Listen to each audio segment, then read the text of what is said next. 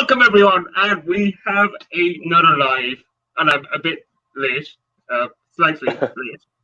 Live plus one. Yeah, that's it. And if my guest would like to introduce himself.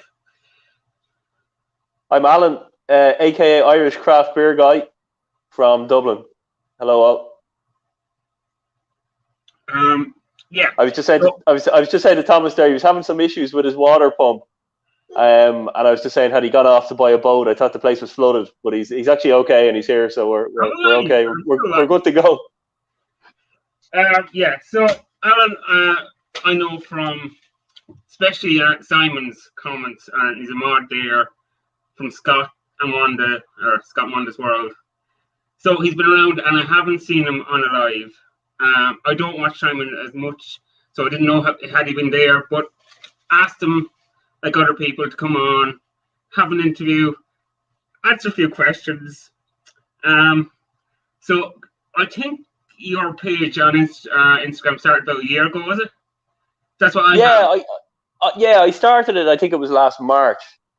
I kind of started it probably around November, December. I started to kind of look at beers differently and look at kind of craft beer, and I would have been a kind of a I wouldn't say a one beer man, but I would have probably had about 2 or 3 favorite beers, and I wouldn't have, the craft beer section I would have kind of shied away from and went straight for the usual, the reliable.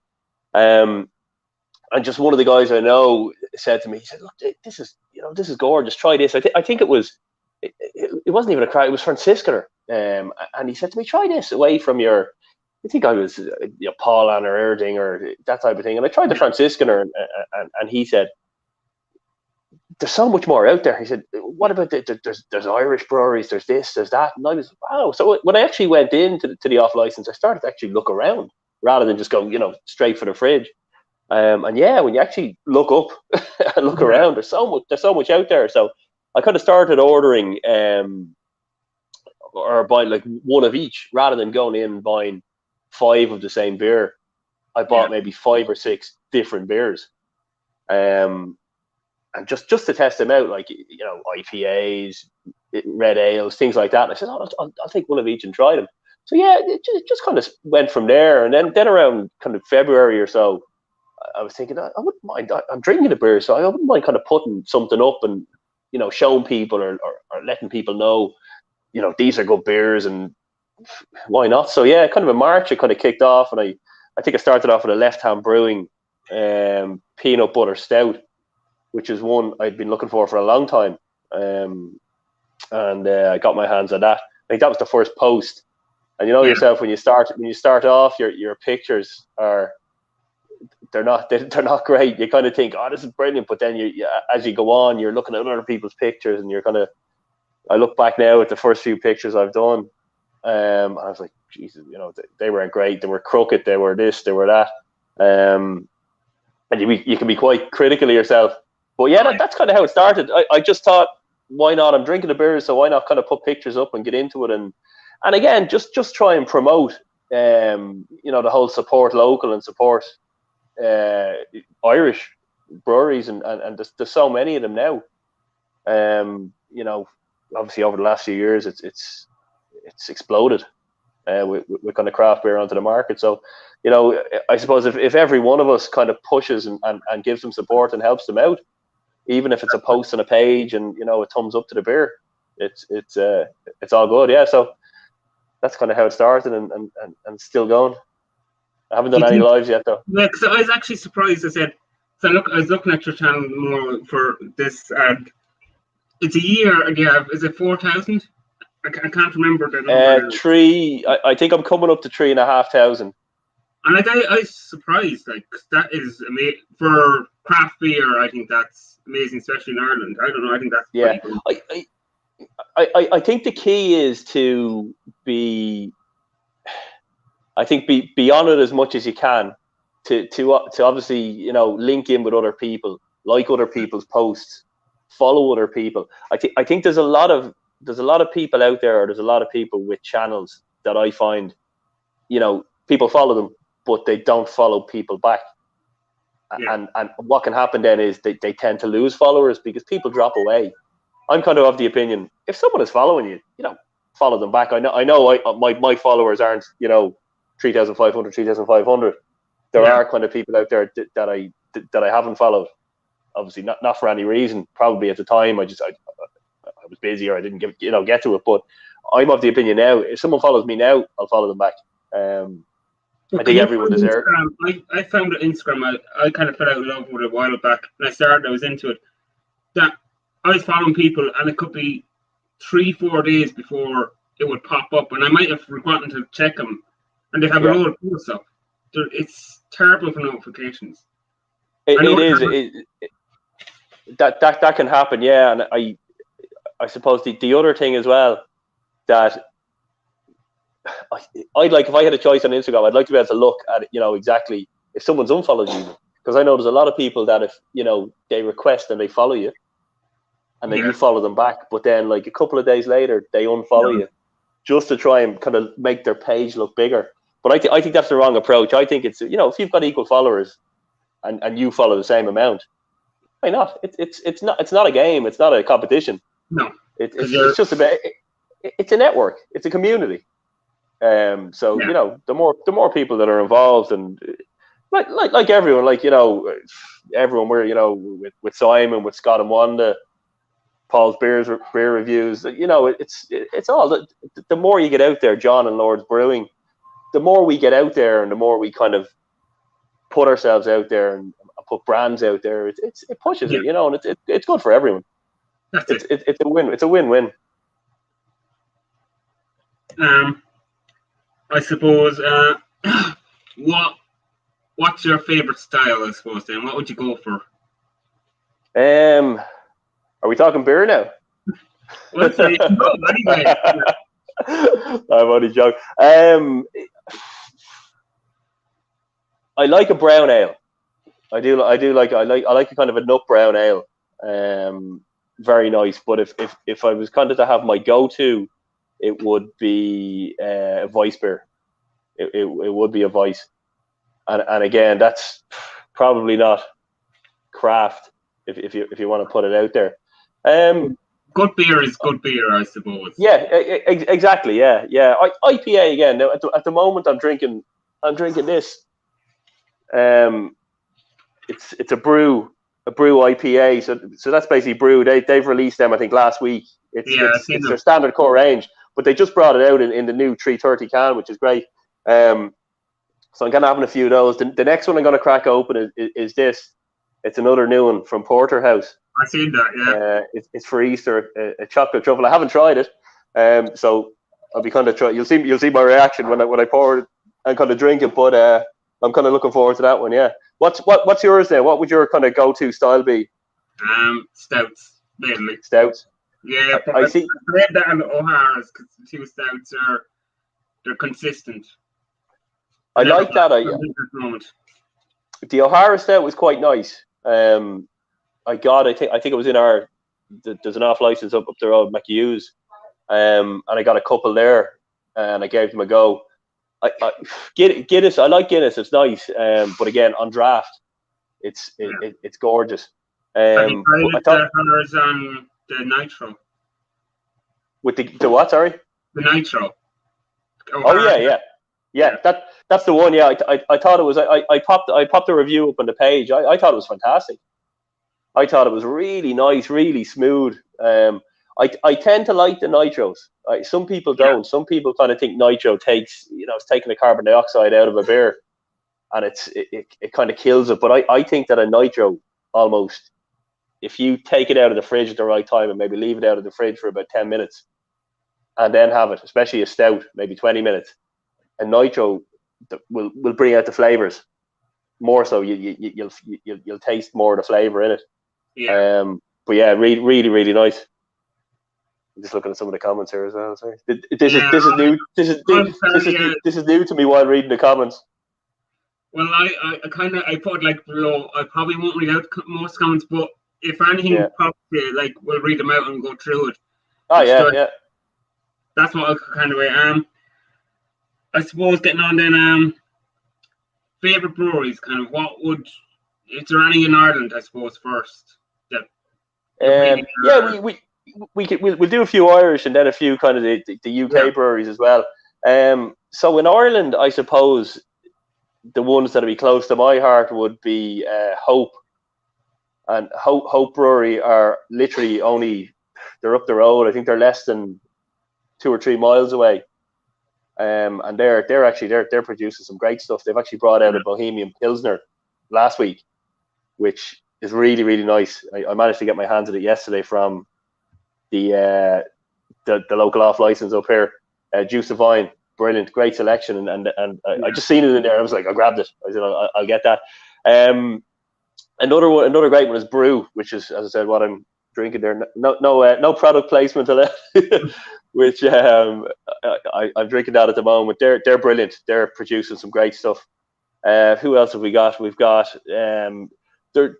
there's a couple more that wouldn't be as popular or out there at the forefront. There's one called Sleeve Bloom Brewery, and they're producing some fantastic stuff as well.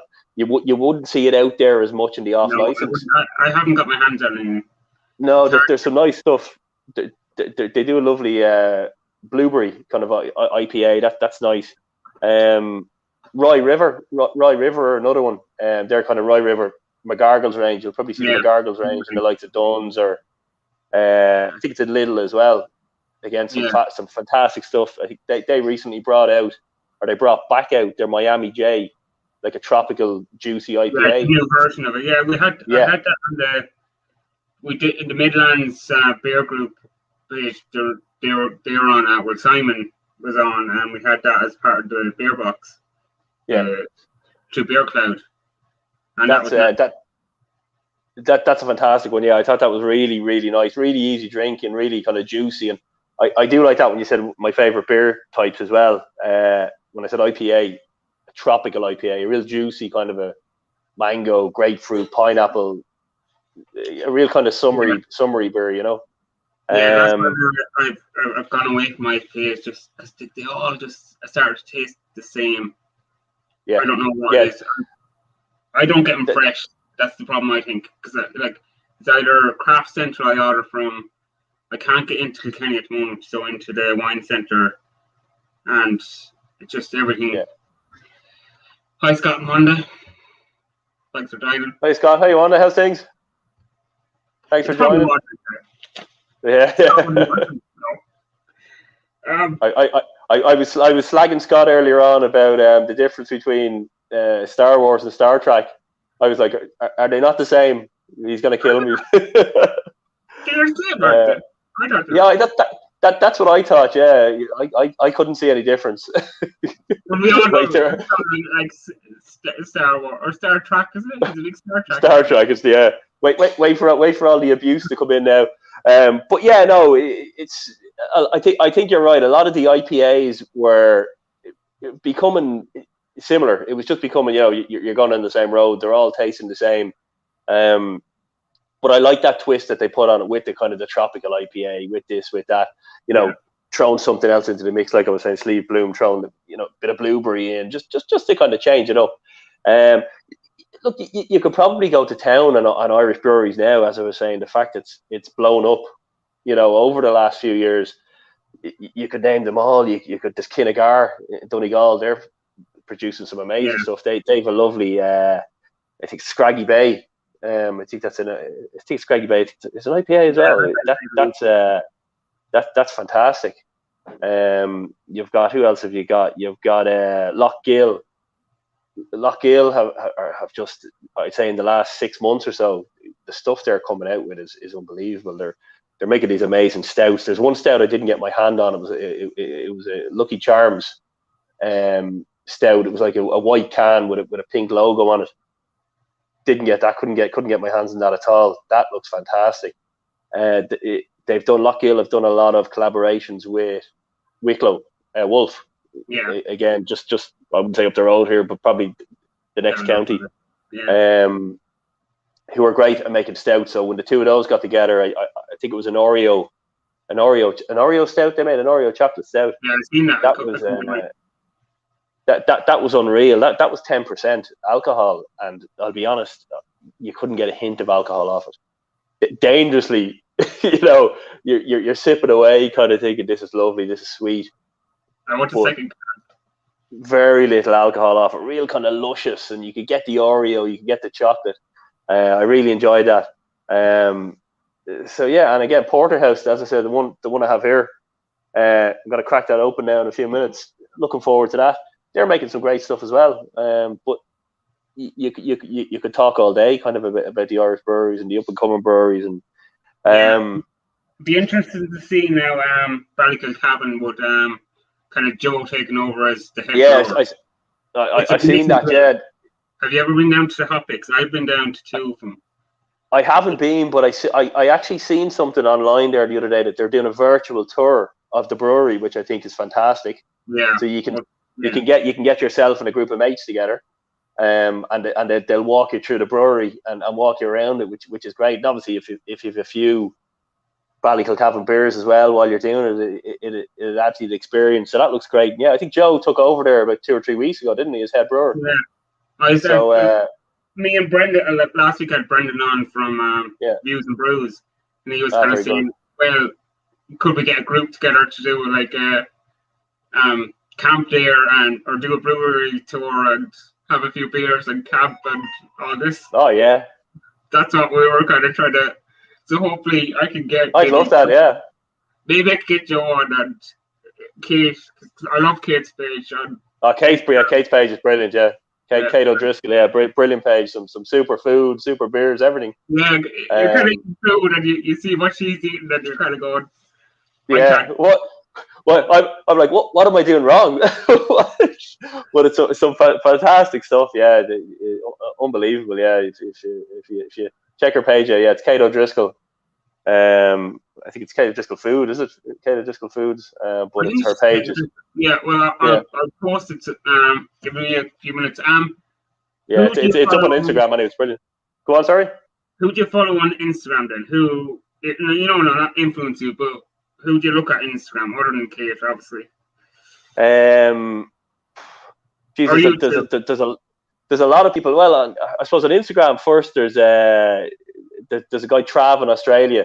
He kind of comes onto Simon's channel, the Stone Crow Virtual Pub, and he's brilliant because I find his posts are hilarious. He's a kind of a contractor builder, and when he finishes his day, it's real. I'm home, beer in hand, the sunshine in the background, real kind of he's done his hard day's work. There's another good one. Soup of the day is beer. Guy Dave, I think he's based in Germany. He's a good page as well. There's so many.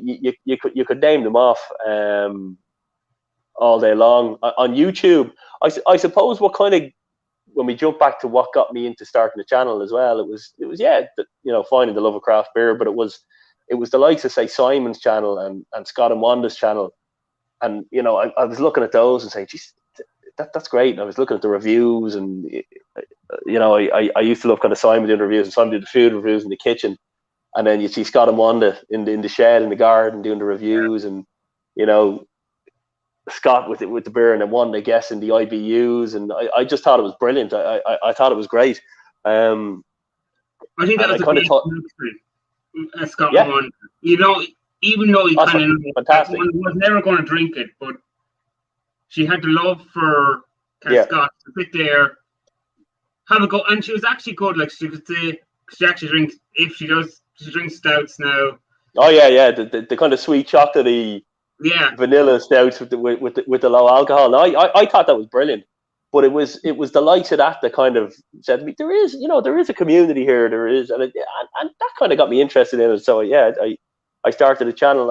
I have kind of toyed with the idea of doing kind of live reviews, or not on YouTube. I think I have a YouTube channel, but I haven't posted anything on it. But on Instagram, I was going to do kind of some lives. I haven't yet. I probably will. Yeah, it's something I was thinking about for a long time, but just kind of haven't got around to. But I will. I'll be back in 1 second, Thomas. No problem. I'm just going to, as Simon would say, it's a toilet break. If you want to count them. Toilet breaks and beer breaks. I'll be back in a second. Cheers. Okay, no problem. I suppose what's everyone else drinking then in the comments? Because I think I have a few people watching.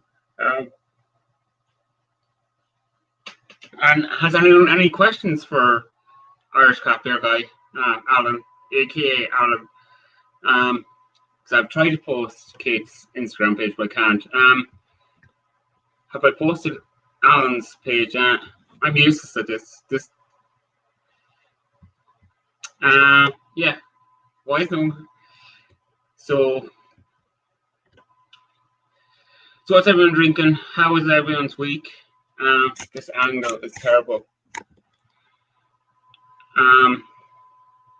Yeah, I've nothing to say when I have no one to ask questions to.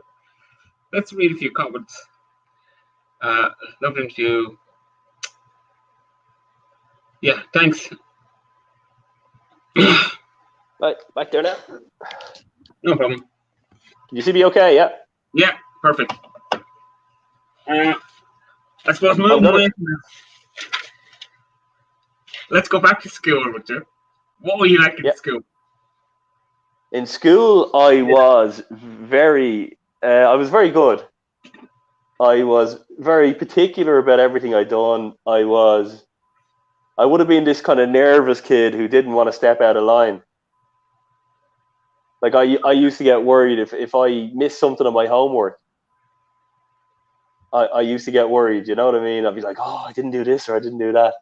I was very neat. My books were all perfect.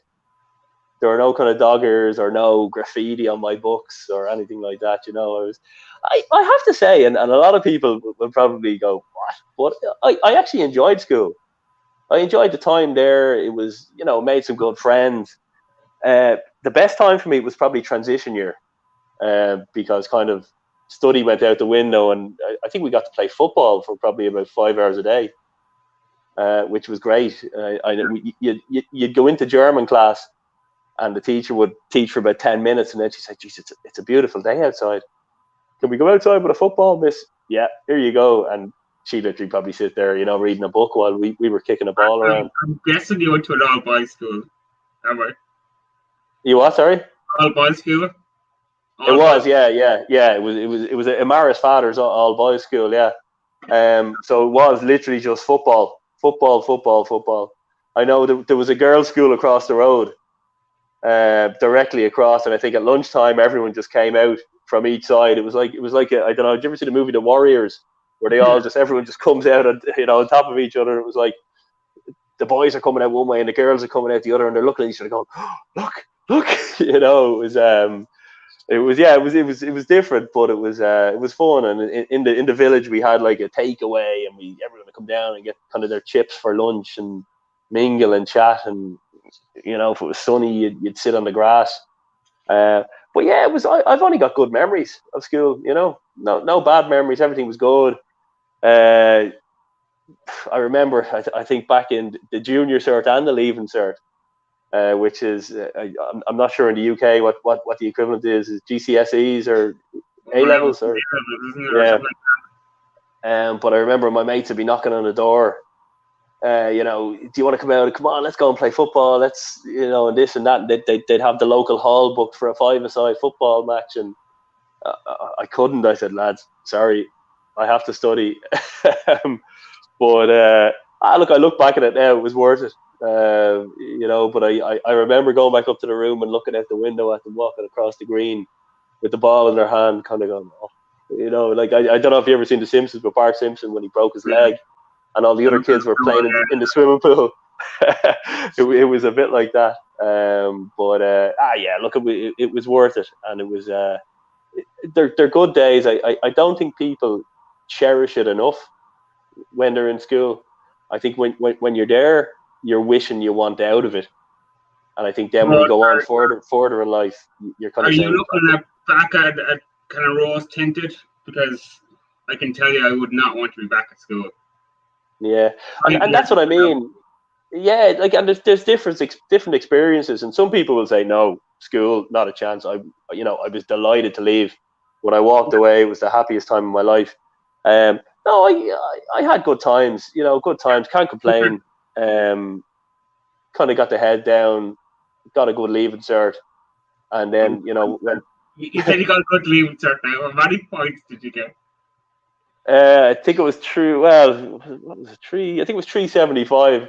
For me, that was good, and it was enough to get into Bolton Street to do engineering, which is what I done. So it was I was looking at architecture. It was something I wanted to get into, but I think the points were ridiculous. The points were kind of 5.25 or something at the time, and you kind of have to weigh them and say, well, architecture, medicine. If I'm getting those points, I might as well go into medicine. But no, I was happy enough. I liked kind of building, and I kind of grew up like that. I always like kind of putting stuff together, Lego building. So the fact that I get into that kind of course, that's the course I wanted, and I got into it. I was delighted. What year do you leave? So I kind of know your age then. I did my leaving in 1997. Okay, older than. Yeah. So 1997. Excuse me. And I remember the year I did it. I did the leaving, and then I went with my mum, my granddad, and a few cousins over to the UK. Just for a break to visit some relations we had over there. And my granddad took us off to Wembley Stadium. But I remember there was a bit on after leaving. I think it was around August or so, but it was coming up close to the results, and I just remember I couldn't relax. I was enjoying it. I thought it was great, but I said my results are coming out soon. The results are coming out. I was panicking, and then we got home and the results were out, and that's it. I got what I wanted, and I got into it. And college was brilliant. College again was great. I was in Bolton Street in Dublin.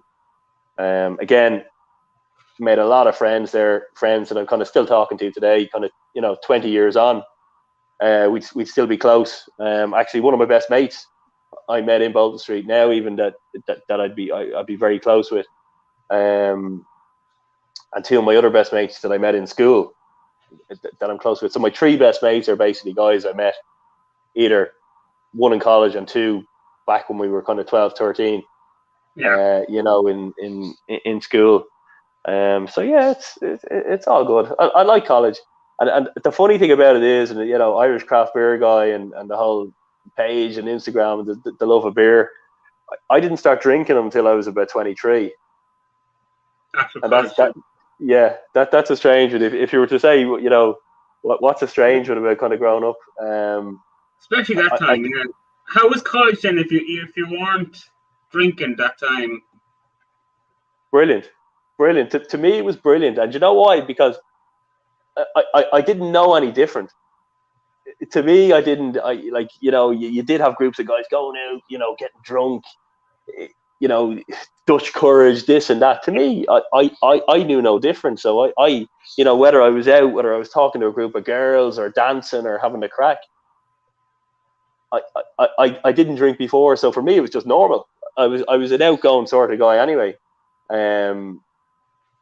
Probably sometimes people would be like, "Do you ever shut up?"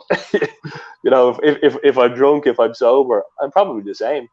And I think because I've had that background and probably coming to kind of drinking late, you almost adapt to your surroundings. Like I used to go out on nights out with the guys, and they'd be hammered, but I'd be there dancing away with them up on a table, and people would say, "Geez, I thought you were hammered." And I'd be like, no. Drinking water all night, haven't touched it. I'm up tomorrow early to go for a jog, and it's weird when you don't, when you haven't started early and you're not in that environment. But and then I have to say, when I did start, I look back and I say, why didn't I start earlier? I went away in the holidays. I did Ibiza sober. I did Tenerife sober.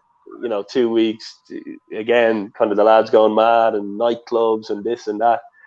And when you look back, you do have a better time when you've had a few drinks in the likes of those places, like when you're away on holidays. You do. You definitely are a bit more relaxed. You're enjoying it more. Look, you wake up the next day, and the hangover is a hell of a lot worse than kind of waking up when you've drank water all night. But you know, it is what it is. But I've done kind of both. I've done those places sober. I've done them having a few drinks, but they're definitely having a few drinks. But I would. Any nicknames? Nicknames. Nicknames. Yeah. Meadser. What else? I'm just trying to think now of what people used to call me. Alzer, Allah, Meadser. Mousy. They used to call me Mousy as well back in school. Because at the time I would have been kind of small for my age. There would have been a lot of guys kind of taller than me at the time. So I suppose they called me Mousy. I was small, but I was quick. Okay. I was fast. I would have been one of the fastest in the school. So I think Mousy is Mouse is small, but they can run quick. But it was a real kind of a football name that kind of, in school. Okay. But as time goes on, kind of names like that fade away when you leave school. So it would have been kind of Meads or now or Al or Irish craft beer guy. Any teachers inspire you? Teachers, there was one teacher in college that inspired me. His name was, and I think if anyone sees this video or sees it in the future that went to Bolton Street, they'll know who I'm talking about. It was a guy called Ed Malarkey. He was our structural mechanics teacher. He was brilliant. He was very good. He was really dedicated to what he'd done. And he was kind of one of those, lecturers that was always there, really dedicated. But if you spoke up in his class or you were, loud or sitting in the back of his class and he caught you talking to someone else, he'd call you out in the whole class. He'd make you stand up and, he'd say, have you got something, what most teachers will say, have you got something to share with the rest of the class and try and embarrass you. But no, he was brilliant. He was one of those lecturers that kind of shows you why you're doing what you're doing, not just the sake of do it and get through the exam. Oh, lovely. Nice. Let me know what that's like. I'm actually going to crack this one open now as well. Yeah. Okay. So give us a review then. I don't know how to. I'll give you a review, a live review. We'll see now. This is a nice Easter present now. So we'll pour it in. Once it doesn't watch, it'll probably overflow out of the glass now onto the computer. And if the screen goes blank, the beer's gone all over the computer. I've kind of left it out of the fridge for a little bit as well, just to let it let the flavor kind of settle. Temperature, I think it needed. But it looks very chocolatey, yeah, extremely chocolatey. What's the aroma? Chocolate, cocoa. A little bit of roasted malt, but mainly kind of cocoa, yeah. That's amazing. Here we go. Cheers. Cheers.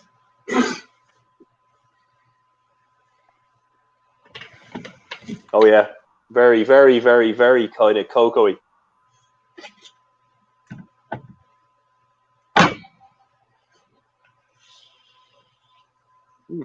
Nice, yeah, nice beer. We're stouting. Enough. What do we have? There's Simo. How's things, Simo? How are you getting on? What's Simo drinking, actually? Yeah, what is Simo drinking? Simo Simon's on the. He's on the. I don't know what Simon. What's Simon on? Let me look at Thomas is on the 12 acres. What was the 12 acre, Simon? It was or Thomas was it an IPA or? It is Purple Jack or Pale Jack. Nice. My dyslexia now can't be. Just a bit to crack. Oh, Vetus, lovely. Vice Stefaner. That's about 8 or 9%. That's Simo's on. Yeah, that's nice.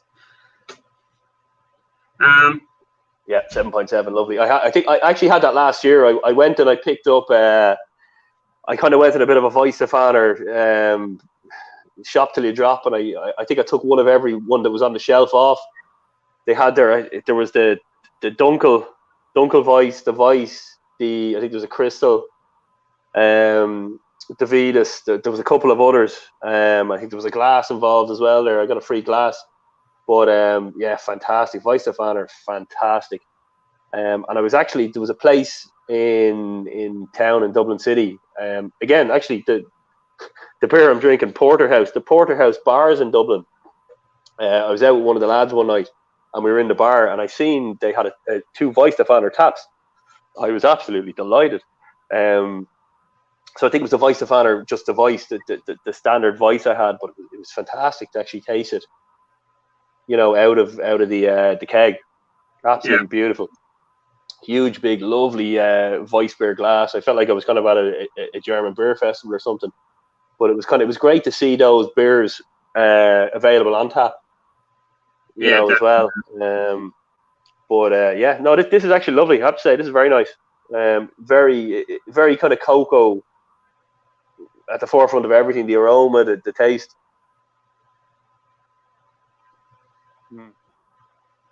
Cocoa, little bit of vanilla, little bit kind of flat on the back end. Kind of gets a bit flat, but it's very tasty. Yeah, I'll have to try again now.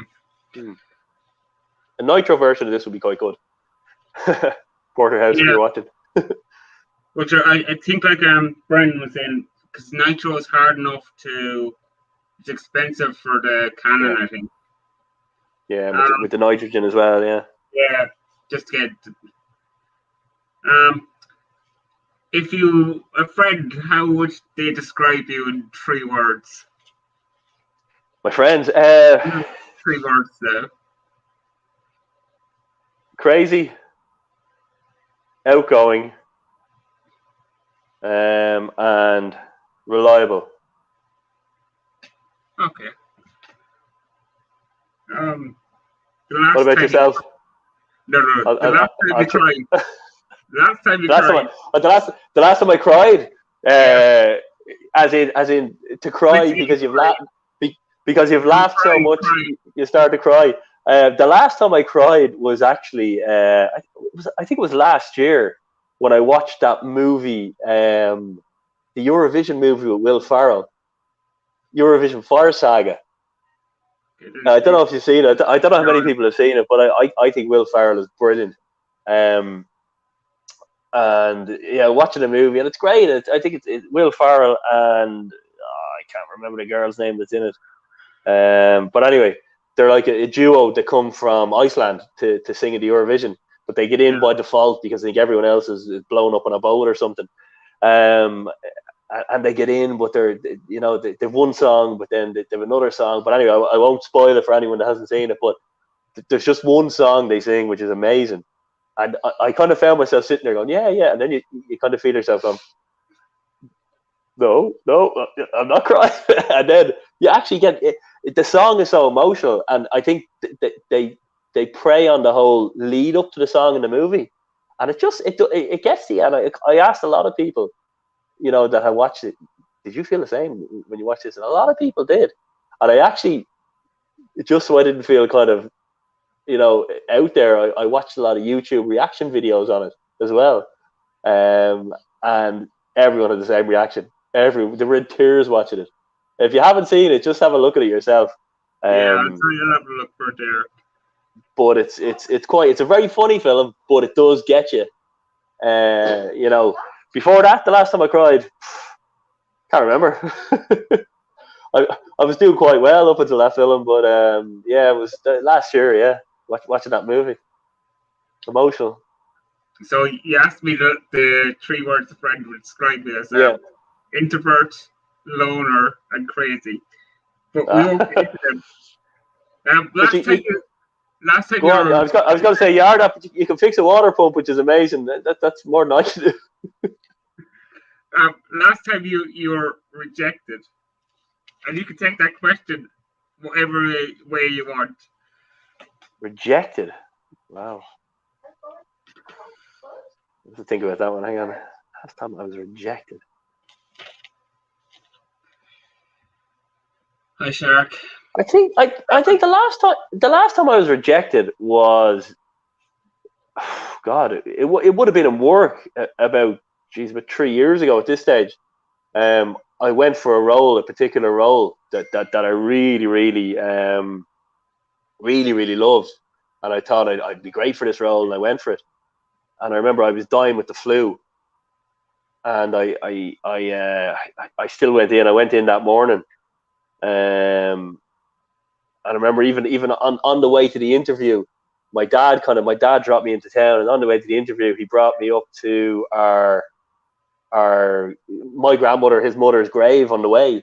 He said, just go up and have a few words with her before the interview, just go up. And I go in, and I was dying with the flu, and I was like, I was thinking of cancelling the interview, and anyway, we did that, and then I went off into the interview, and it went well, but as you said, rejected. I was rejected, but they kind of said, look, you were second, but and that's probably it. But from that came another role for me on the back of that interview, which was great. So even though I was rejected, there was kind of a lot that kind of came from it. So it was good. I'll be back to you in 1 second. No problem. Hi, Kevin. If you're still with us, these comments are really slow. Brewerton Franciscan Well is in Cork. You have 8 degrees. They're Mitchelstown. They're outside Cork City. I'm trying to think who else. I can't think of anyone else, but maybe Alan will probably know more when we come back. Sorry about that. Why? Are you coming to Cork? Or have you family near Cork? So you can sort out stuff if you want. Hi. I hate to be that way old because I could think of nothing to say. I can ask questions, but I can't just randomly talk into a camera. Yeah, so any questions for Alan or me, I might answer them. Hi, Paul. How are you? How you doing? What's coming up tomorrow, Paul, and your live 3 o'clock kickoff? I probably will miss it. I'll probably say hello, but I probably won't have any connection, and it'll be just hello, like, share, and subscribe, and all that. Trying to get people motivated. This is terrible. I can't talk into a camera. Yeah, and I can't find a bottle opener, and I can't open a bottle without a bottle opener. I am useless, and this table is not.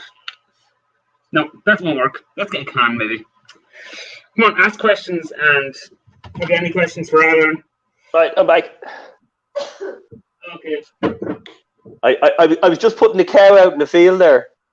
Oh, John from Lord's Brewing will he'll tell you all about that if he gets on in a while. But he slags me about having a cow, but he calls it a limousine cow,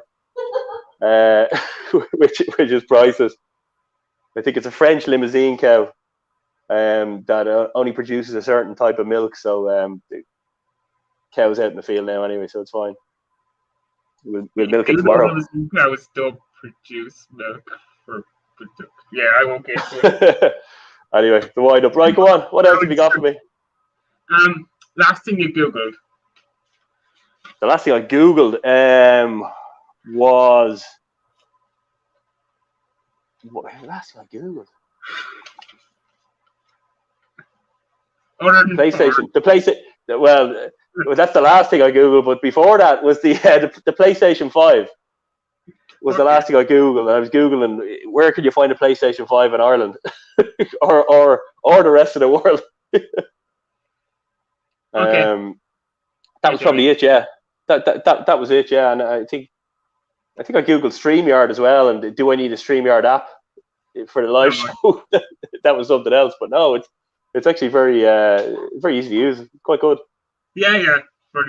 This is the free version now of it. I think it's 20 hours. Last time you were afraid. Hey, Paul. Go on, sorry. Last time you were afraid. I was afraid. Last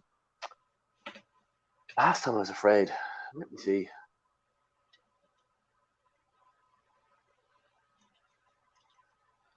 don't know.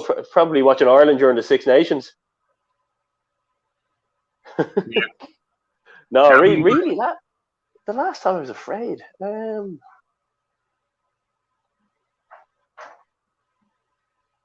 I actually don't know. It's a good question. Something you wouldn't think about. Yeah. Wow. Don't know. The last time I was afraid. Yeah. I'll come back to you on that one. We'll come back to that, I think. Would you be worried about the future? You take that question whatever way you want as well. Would I be worried about the future? Take that no, I don't think so. No, I think again. Look, with everything with everything going on. Oh, spicy. I'm just seeing that beer previously that you showed there, the spicy and the metal man. With everything going on with we call it the situation again. I don't know how YouTube reacted to the full name, but no, I think I'm more positive about the future. From look, things can't be as bad as the last year or so. You know, it can only get better. But no, I think there's a lot of positives to take away, and you know, as kind of life moves on again, people will move forward, things will get back to normal. No, I mean, like life is good. You know, I'm enjoying things. I actually got married last year. We got married last September. Myself and Diana. Congratulations. That was a massive positive in the middle of everything that was going on. But for the future, no. Look, there'll always be that kind of nervousness as, you know, what does it hold, especially what we've gone through. But I think it's only going to be good. I think things can only get better. You know, it is what you make of it. You know, if you do foresee a future that could have issues, maybe take a step back, do something about it. You know, if it's something like work-wise, or if it's you think, well, maybe, you know, work's not going to go the way I want it, maybe this will change, that will change. There's always something you can do about it. You know, take a step back, do a course, do a new college course. Life-wise, if, you know, your day-to-day life, if you kind of foresee anything in that, you know, won't be good in the future, you know, put the foot down and do something about it. Don't kind of let things go on. Always kind of talk up. But yeah, future looking good. Nothing to complain about. Yeah. Kind of the way you answer that question, that brings us on to the next question. Yeah. Do you think your mental health has been affected by the COVID-19 or the lockdown, or with the what, mental health, was it? Yeah, your mental health being affected. Oh yeah, definitely, yeah. And I think anyone that says no is lying, you know. Yeah, to a certain extent, I think early last year, people were of the opinion this is going to happen. The usual 2020, usual year. But then what happened, and it does affect your mental health. And I think the fact, from my perspective, I ended up in a position where I was working from home, where I would have been used to every morning getting up at 5:30, 6, going into the office, going to the gym before work, doing my working day, coming back. You get into like a kind of a regime. That's one of the things. Yeah, you end up working from home. You don't have that connection with your colleagues. You've got to change kind of the way you approach things. You've got to, you know, spend most of your time on Zoom, talking to people, your friends. You know, the fact that we can't, or we still can't really see our friends, or, you know, whether it's, you know, you go out once a month or once every few weeks for a night out, just to see your friends, just, you know, yourself, when lads get together, just to get out, talk rubbish, talk beer, talk football, talk whatever. You do miss that. And again, with Diana, my wife, the simple part of just going out for a meal, just sitting down, getting ready, you know, getting into your good clothes, and just going out and talking, sitting down and having a meal and talking at each other across the table. Small things like that, were gone. You know, so it definitely does impact you, and it does affect you. But again, it's just trying to be strong, to say to yourself, yes, at this moment in time, I can feel this, but it will get better. we're not going to be stuck in this forever. It's about being kind of as positive as you can be. But yeah, it does, and it still does impact you. Your kind of mental health, and there's a lot you can do. Get out, get some fresh air, go for a jog, go for a walk. I'm lucky enough that we kind of have the beach close by where you can get out or go down to the beach and go for a walk, or even just sit in the sand and kind of listen to the waves for half an hour. Even on my lunch break, I take a lunch break from work, head down, go for a walk down to the beach, come back. It's great. It is good. It's a massive help, and it kind of sets you up for the rest of the day. But yeah, to answer your question, yes, definitely an impact. But stay strong. Yeah, that's my favorite thought. Do you think the breweries in Ireland will benefit from this now, because people have kind of maybe looked at choices or have been ordering beers, and maybe will kind of stick with when they go back, when pubs, if pubs ever open again, will choose something different? I think people will, initially when pubs open, I think people, will go crazy. And everybody in Ireland, and I'm sure the UK is the same, will be out, and the place will be madness. But I think what will happen is it'll calm down. And I think breweries will benefit, because I think people will realise they can actually have a good time at home. Where before it would have been heavily reliant on we're going out, to enjoy ourselves. I think now people have realised over the last year, we can actually, stay at home, and we can, get a takeaway or get a few beers and have a good time. So, excuse me, I think that will definitely benefit breweries, because obviously they'll look. We're talking if they're selling kegs, the kegs are being sold in the pubs. But if you're talking kind of canned, bottle off license sales, I think the fact the last year and what's happened will benefit them going forward, because I think more people will realise they can stay at home and have a good time, and maybe they won't go out 2-3 times a month. Maybe they'll say, well, look, we'll go out once a month, and we'll get a takeaway a couple of nights and save a bit of money. That's my opinion anyway. I think some people might differ, say, no, I'm going back out and I'll be out every weekend I can. But definitely I think breweries will benefit, and I think they have massively benefited over the last year. Obviously the ones that don't rely heavily on kegs. I know breweries that obviously are big into their kegs and big into their sales in the pubs. Yes, they'll have struggled, but I think they have tried to learn to adapt. And you can kind of see that with the Irish breweries, that they have adapted. Look, let's hope it's all good. But if you look back at the Irish breweries, it's not like they're on a decline now. They're actually growing, which is a good thing. So I'm kind of thinking, when things do kick back off here again in Ireland, there'll be a lot more, when we do get to go out to the pub, there'll be a lot more variety, because there's so many more kind of breweries have come to the forefront now. And I would like to hope when pubs are back that they will produce kegs, and you'll see more craft brewery taps in bars. Just from my perspective, I'd like to see that, rather than just your Hop House, your Heineken, your whatever else you've got there. I'd like to see kind of 4 or 5 more craft beer taps just at the end. It'd be good to see.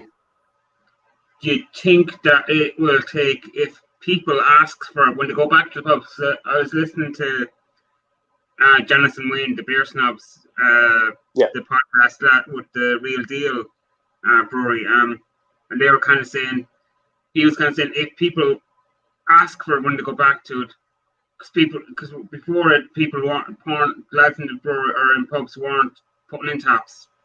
They wouldn't put one of his taps in. But if people ask for it when they go back, do you think Yeah, definitely. Yeah, I think there's a couple of pubs around us here that I think if enough people put pressure on them and said, well, look, let's use kind of Hope, for example, Hope Brewery, who are based up in Kilbarrack. If enough people put pressure on the bars around here to say, well, look, Hope are up the road, you could stick a tap in here to even, their, let's say, a Hope, Like if an IPA or something, or yeah, you like know, if you took Coors Light and Budweiser or something, they're too similar. They taste very. yeah, exactly. And put in, Do you know what I think the problem is? I think a lot of people are afraid almost to delve into craft beer. I think people have kind of gone through life and had their, like I was saying to you, I would have been, kind of came to drinking late, but I would have had my go-to beer. I think a lot of people are afraid to kind of shy away from that. They're thinking, well, I'm out with my mates, I'm having a few drinks, I'm on a night out. Well, I've heard craft beers are ridiculous in ABV. If I have one, I could be on the ground. That could ruin my night. Or if you pick a beer and then the rest of the lads are not on it and they're saying, "What are you drinking that stuff for?" Yeah. I went out. I remember. I think it was last year. I went out on a work do, and we went to one of those adventure rooms. But afterwards, it wasn't last year. Actually, it was the year before. Yeah, sorry. I think it was October 2019. We went to one of those adventure rooms, and we went to. There was kind of people throwing it about what pub do you want to go to in town in Dublin City, and I remember saying there's a great bar. It was close to the tap rooms. I think it was like a brew bar. But I was saying they do some amazing beers. It's fantastic. They don't do your Budweiser, they don't do your Heineken. It was all kind of craft taps. Yeah. I think probably the only one people would know was the likes of Paul Anner. That's what they had. That people would be able to relate to. Yeah. And I said it's fantastic. I said you love it. So actually they agreed, and we all went. But people were real apprehensive of ordering. I think there was one Galway Bay. Somebody ordered Galway Bay Full Sail IPA, and that's like 7-8% maybe from memory. On tap, yeah. And they had it. Said, "Oh God, I feel I'm all over the place." But people weren't used to it. But again, that might put someone off it. But I was doing that from the perspective of let's get people to try the different beers. And I actually said it to the guy in there. I said, if somebody wants like a couple, like 2 or 3 little sips of different taps, will you give it to them? I said, because they're quite new to it.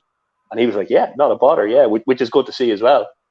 But that was good, yeah. But again, yeah, I think people are just almost afraid to kind of delve into that craft beer world. But when they do, they realize what's actually out there, and they do get their favorites. And whether it's their IPAs or their ales or their kind of flavored stouts, or they do get it, but it's breaking out of that shell of your Heinekens, of your, let's say, Guinness, of your Budweiser that you can use to wash your car with. But it's getting beyond that to kind of just dip your toe in the water and try it. And if you don't like it, you don't like it. But look at the range out there. Yeah. Look how much is out there. There's something for everyone. And it's just so different. And I love seeing the craft beer companies, what they're trying, what they're doing, what they're mixing. There was one I had there. I put it on the page. It was St. Patrick's Day stout from the White Hag. It was a mix on the Shamrock Shake from McDonald's. Green. It was like it was a chemical green. Yeah, I couldn't get it. I couldn't just order it. It seemed wrong. Yeah, it was. Even when it poured into the glass, it looked wrong. And it smelled like mouthwash, and it tasted like, I don't know if you remember Murray Mints, the sweets. It tasted like that, but for me, I said, this is fantastic. This is basically it actually tasted like a Shamrock Shake. It hit you with the peppermint, and then on the back end, it had that soft, smooth kind of a sweet vanilla, almost like ice cream or a milkshake. So they set out what they set out to do. They achieved. But a lot of people said to me, "I hate mint. I took one sniff or smell. It was disgusting." But and they do a chocolate orange stout as well, which is like a Terry's chocolate orange, which I think is amazing. But it's finding what you like, and just be willing to kind of break out through the boundaries and try it. Do you think a brewery kind of having a personality? Someone like John from Lord's Brewing, maybe even Ballycabin, because they're kind of approachable and nice. Do you think that's important? Yeah, I think it really is. Yeah, I think especially nowadays with digital media. I think years ago, not so much. You had your advertising, you had your advertising boards, you sold what you sold. But I think nowadays in the craft beer market, because it's getting so big, it's growing exponentially. It's massive. I think to have that face and to have that personality and to actually see who's behind what you're drinking is massive. And I know there are some breweries that just they produce what they produce. They're not really out there at the forefront. But yeah, as you said, the likes of Ballykilcavan and you've Joe and Laura's Brewing, you've John. Yeah. Which I think is fantastic because people kind of see the personality. They see and they hear why the beer is being made, what's gone into it, the story behind it. And as I said, because of the way social media is going now, and look, let's face it, everything's digital, and it will only increase on the digital scene going forward. It's key. I think it's key to have your channels. I think every craft beer company every craft beer company who wants to be out there and be popular in the future should have a channel, a YouTube channel.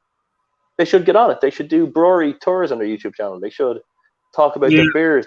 They should show the beers being produced. It's key. But yeah, I think definitely when there's that personality there, I think it adds to it, and it adds to the whole buying the beer. Yeah. And the fact that you want to kind of back the person. When you see that person, you want to back it because you see their love of why they're doing it. But yeah, definitely, as opposed to just a blanket, this is our beer, we're selling this. When you see someone, 100%, definitely makes a difference. And it's good to see those guys getting out there and making the effort. I think John from Laura's Brewing, I think he said he wanted a media studio. I think that's a media studio for something. That's the next thing on the Canon line. There are things he wants. So that's good to see that he'll want to produce content, maybe that he's contactable. And 100%. He's contactable, and I think in some cases he'll even drop some of the beer to people themselves. Like he's shown that, and he's shown he's available. I think I was off earlier on. They had a brewery live earlier on, which was great as well. And even that, and they were drinking. I think it was their selection pack that they had sent out to people, and they were going through that. That's good to see, because if you've got your pack and you're drinking along with the brewer, and they're explaining to you, oh, this is why we made this. This is how we made it. This is the background. That's brilliant. It just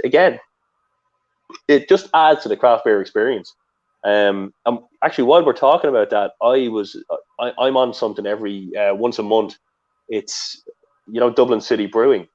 Yeah, they're kind of new. I think the last year, 8-9 months or so, I think onto the craft beer scene. They're based in Parnell Street at the moment, and I think Fergal, their head brewer, he's actually from Diageo. He used to be with Diageo.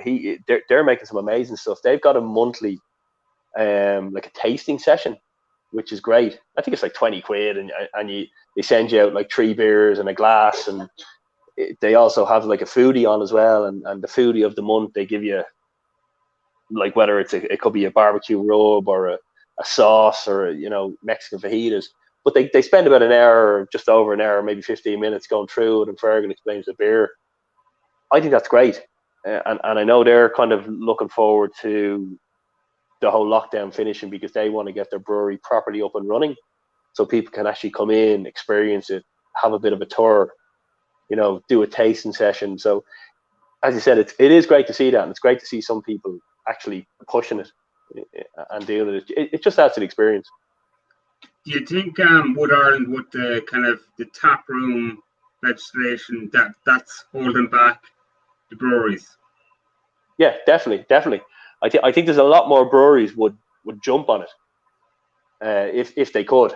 100%, yeah, they would. You've obviously got the likes of Brewdog, Outposts, and things like that, but I think some of the real kind of Irish rural breweries would, if they could, they would dive on that, and hopefully it's something that will change and allow them to do that.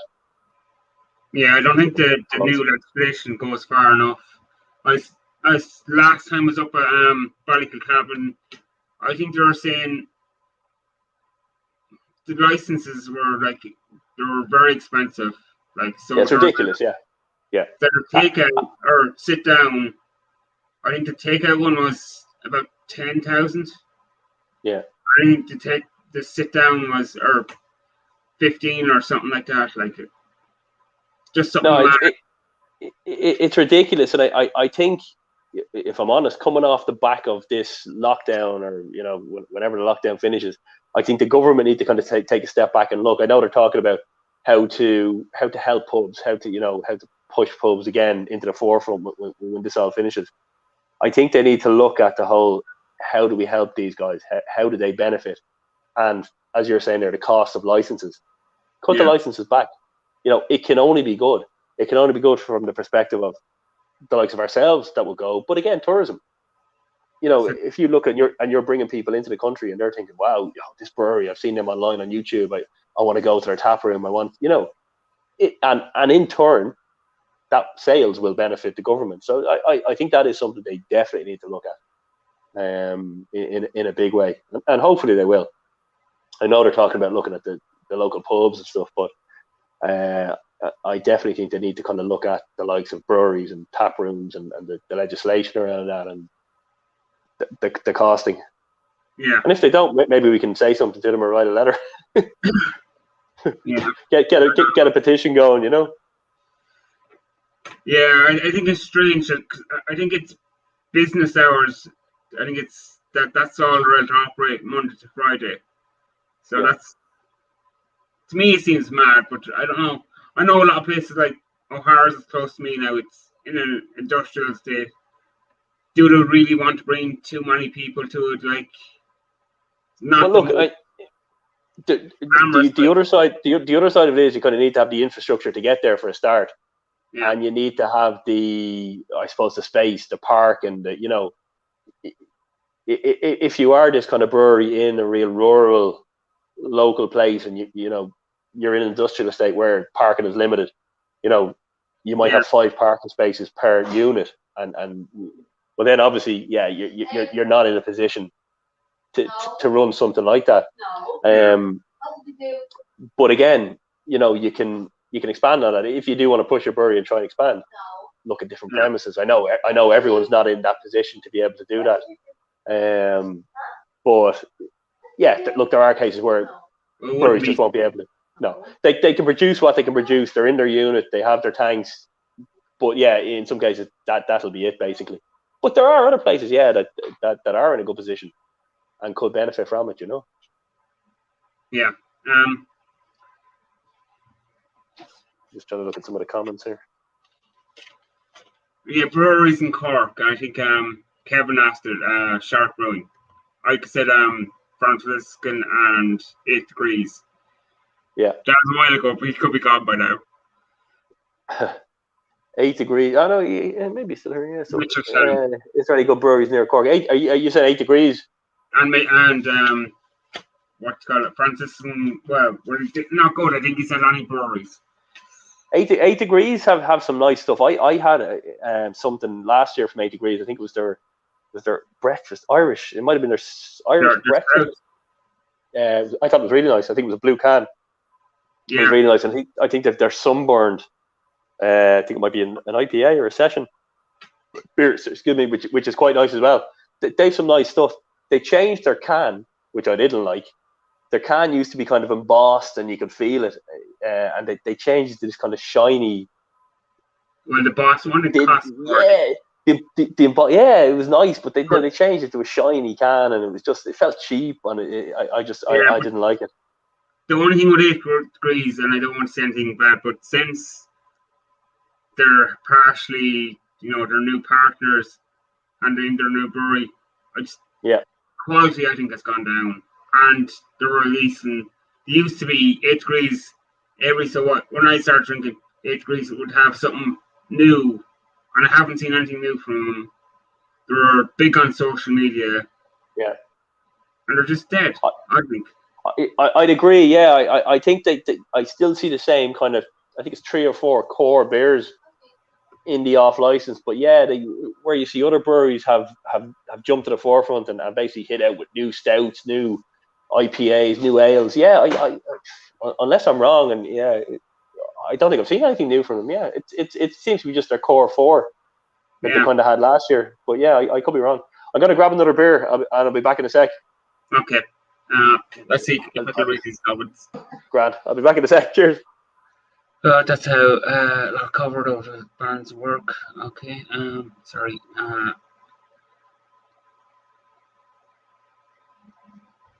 Okay, that's talking to each other. Sorry about this. I am terrible with comments. Sorry, people anyone who comments. I apologize for not reading it or my dyslexia, and this is a terrible angle for reading comments. If anyone has any questions for Alan again, pop them in here. I will ask him. Trust me, I will ask him sometime. And if I can get a bottle opener, I will get another drink. But I'm struggling with no bottle opener at the moment. Yeah, how's everyone's week? What's everyone drinking? Any plans for the weekend? Not in Ireland. Probably won't have any plans in Ireland for the bank holiday weekend. Yeah, okay, sorry. I'm out whacking with these comments. 9 people watching. Thank you, every one of you who joined into this. I don't know what you call it. Interview, chat, talk. Yeah, I really appreciate it. It really helps me. Paul is doing traditional. I will wake up tomorrow. Sorry about this. 8 degrees. Yeah, 8 degrees Citra. Yeah, that's good as well. Citra, yeah. That was a nice one, yeah. Okay, I have to wake up soon. Not at all. My camera's straight. It's got a bit crooked there. I'll show you the new beer I've got here now. This is what I was saying. Hope, who are literally, I'd say they're probably about 2.5 miles up the road from me here now. They released this one during the week. It's a Bohemian Pilsner. I did have it kind of last night. I cheated and I tried it. I'm gonna hide the camera for a little bit because I think it's cutting the top of my head off. No, it's fine. Is it okay? Yeah, it's fine. And I thought it was fantastic. I love a good Pilsner. More recently, I've been drinking Kronbacher, which I think is fantastic. It's a real kind of if you just want to chill out. Yeah, is it? If you just want to kind of chill out, yeah, you can get it in Aldi. You can get it in Dunnes Stores, and you can probably get it in most good off licenses as well. But it's fantastic. Really, really good go-to beer. If I'm kind of feeling like I just want something away from the kind of the craft beer scene, I'll go for a Kronbacher or a Tiger even.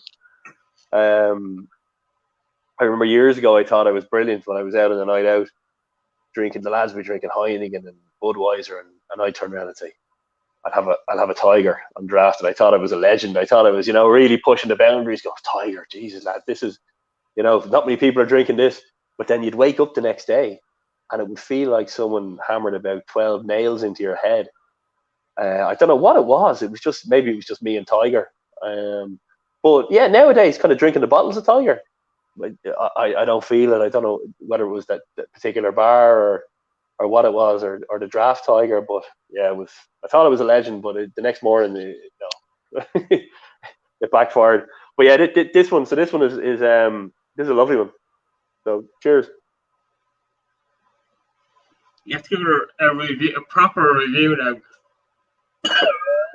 It's actually very refreshing. It's a real kind of, if you were at a barbecue during the summer, the sun is beating down and you're kind of cracking these open. Basically, what a Pilsner is, it's a real kind of a sunny day, chill out beer, relax. Don't take it too seriously. Just enjoy it. This does what it says in the tin. It does what it says in the tin. You can drink 4, 5, 6 of them. You won't be kind of trying to pull yourself off the ground in a couple of hours. you'll be all right, and you won't be dying the next day. But yeah, very good, very nice. I actually did see earlier on. I seen in one of the off licenses a Kronbacher mini keg. I was kind of looking at it, and that was looking back at me as well. But I said no, not today. So I don't know. I might pick it up maybe later on in the weekend, maybe Easter. Go ahead. You don't have the perfect draft relay systems. No. My sister actually informed me there. I don't know if she's still watching, Louise. If she is, pop a comment up. But she informed me there during the week that her husband is getting not perfect draft, a blade. They're getting one for his birthday. And I was very jealous when I seen that. I'm just waiting to see does she pop a comment up. But yeah, he's getting a blade. And then I was explaining to my wife what the blade was. And I was like this guy, like, you know, talking about, I don't know, the love of his life. God, it's this, and it does this, and restaurants use it, and it's the professional draft, and you know, it's probably the next best thing to a tap in a pub, and but yeah, quite jealous because I there she is there, yeah, look, Louise 2020, yeah. So I've heard a lot of people have been trying to get the blade, and they've struggled. I don't know about Ireland now, but I think a lot of people in the UK have struggled to get them. It seems to be up there, the PlayStation 5. You know, the blade. I don't know, what do they come in at? 500-600 pounds or euros? Yeah. I've seen the Beer Club that's out Dublin too. They got a load of new draft kegs in today. I seen it up on their social media. So yeah, I don't know. I just thought I couldn't invest that much money. No, I don't think I would. I like to have one. Yes, I would. I'd love to have it there in the kitchen. I think they do Franciscaner, don't they, on that? If I'm right, or maybe I'm wrong. I'm not sure. I haven't. Maybe the blade. I haven't seen any Irish ones. All on the. I could be thinking of the perfect draft, but yeah, I think with the blade, yes, it's good and it's very professional and brilliant. But yeah, I'd like to see more variety available on it. Similar with some of the other ones as well. I know. I think the likes of the perfect draft are kind of pushing it now, and they're getting a lot more kegs out there. But yeah, with the blade, I'd like to see definitely a bigger variety. You know, before it's worth kind of investing in. Yeah, that's it, and especially in Ireland, you wonder if whoever has the license to distribute, will they still keep it? That's my problem. No, exactly. I think when I looked at it initially, it was through. What was the website you were saying? Beer Hut. Yeah, it was through Beer Hut that I was looking at it. Yeah. But I don't understand why, you know, things like that aren't readily available in Ireland like that, because there is a market. But, you know, yeah, is it to do with the VAT or to do with bringing it into the country? Or I don't know. I think the license is probably UK and Ireland, and the Ireland market isn't big enough to bother with. Yeah. Maybe. I could be wrong. It's kind of sad in a way, because it'd be great to see. It brings me back to years ago when I was kind of younger, when I was a kid, and it was before the whole time when we had the likes of Argus here in Ireland. You know, back in, I think it was the early 90s, late 80s, early 90s, when you were kind of looking through the Argus book. My uncle from England used to come over, and he used to bring an Argus book with him, and I remember looking at it going, oh my God, is this how the kids live over in England? This is amazing. Oh, but look what they can buy. And it kind of reminds me a bit like that I think we're still looking in Ireland at the likes of the UK, at what they offer, you know, what's available. The likes of you know, the perfect draft, the blade, they're a lot more readily available for us to try and go and purchase something. That we can do it, but it's just a lot more difficult. And even then, to buy the follow up, the kegs, again, it's a lot more difficult. It seemed expensive. I was looking at my expensive. Yeah, and I think even now, I hate to mention the word Brexit, the costs have gone up. Now I know my guy in my local here has said to me, with Siren, he won't be bringing Siren beer in anymore, because it's not worth it to him with the extra costs to import it in, which is a shame, because I used to love going down looking, Siren, the chocolate cake, Caribbean chocolate cake, the likes of those. And it's kind of sad now. I know, look, some off licenses will probably do it, but it's sad that the local now doesn't do it anymore, and it's kind of sad to see that change. But look, maybe as kind of the months pass by, things will balance out again, and we will find ways to kind of bring things like that back, and even the likes of the Blade and the Perfect Draft, we might find ways to put those up there. And maybe with the reopen, have people bought the kind of Blades and Perfect Drafts in the UK, and when the pubs reopen, maybe a couple of months' time, will they sell them on? Yeah, they may do. They may do. It might be a case where someone has it for 6 months, 7, 8 months, and they might say, "Yeah, it was a nice novelty. I've used it. I kind of got what I wanted out of it." But not 2 summers out, and it's now September. Kids are back to school. The weather shit. The pubs are open again. I'll be going out to the pub with the lads in a couple of weeks. Yeah. It's taking up space in the kitchen. The wife has told me she's going to kill me, because it's taking up half the kitchen, and we can't prepare dinner. So yeah, there's a few different scenarios, but yeah, look, you never know. You don't know how things are going to change once pubs open back up again. You don't know what way it's going to go. As I said, you will have the percentage of people that will go mad, and they will literally probably go out for 28 days of a month if they can, and then you'll have the other people that will take a step back and say, "No, I have my Blade for the weekends I'm in, and then I'll go out maybe one weekend." One weekend, maybe every month, or one day every month. And there'll always be that kind of line that's kind of drawn between people. But yeah, I think I'll let you answer this question because I haven't had it. Sure, the Guinness what was it? Guinness. Answer the question here from Steve. What's your opinion on the Guinness Surge? Oh, I haven't had that myself.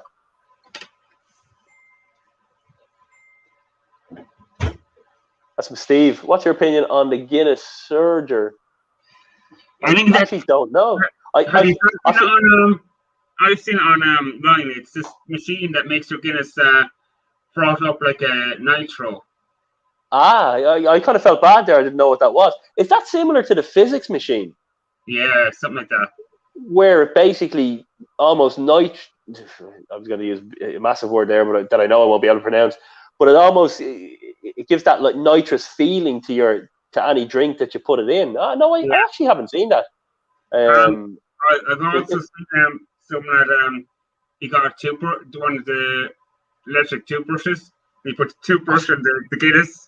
Yeah, I've seen that. Do you know what? I'm actually going to try that. I'm going to get myself a can of Guinness over the weekend, and I'm actually going to try that because I have an electric toothbrush, but I won't use my one. I'll use the wife's. She won't know. She won't know about it. But yeah, that's definitely worth trying. It looks interesting. I'd be curious to see if it works. But the Guinness Surger, yeah, I'm actually curious. I'm actually going to check that out after YouTube or whatever. Yeah. That'll be mine. What did you Google next? The Guinness Surge.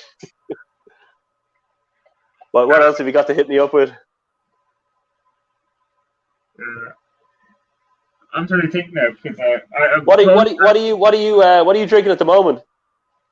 We went to Paris. Sorry. Oh yeah, lovely. I can't get used to these cameras. Everything is opposite, and you're meant to look look at the screen and all this.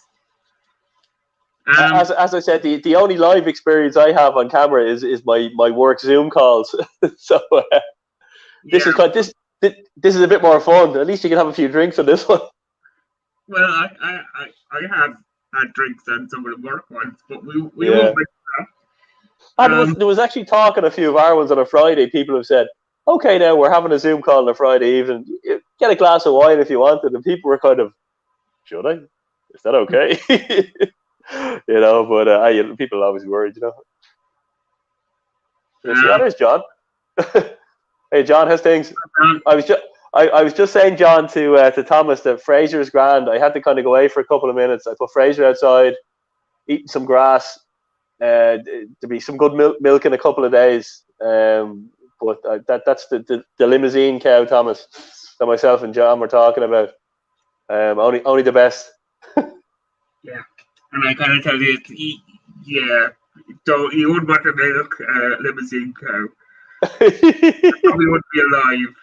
But yeah, that's someone from a country speaking to someone who lives in a town. Yeah, there's actually. I just want to pick up on one of the comments there from Ger Brady. He said O'Hara Tropical is a great IPA, 7.2%. I agree. It's actually a stunner. I was looking at the O'Hara's the other day. I was in McHugh's off license, and I had the O'Hara's and I had the Black's Brewery, 2 tropical IPAs, and I was kind of going, which one will I go for? I went for both of them in the end. But yeah, just to Jer's point, it is a really good, solid beer. 7.2%. You can't see the alcohol in it. You can't taste it.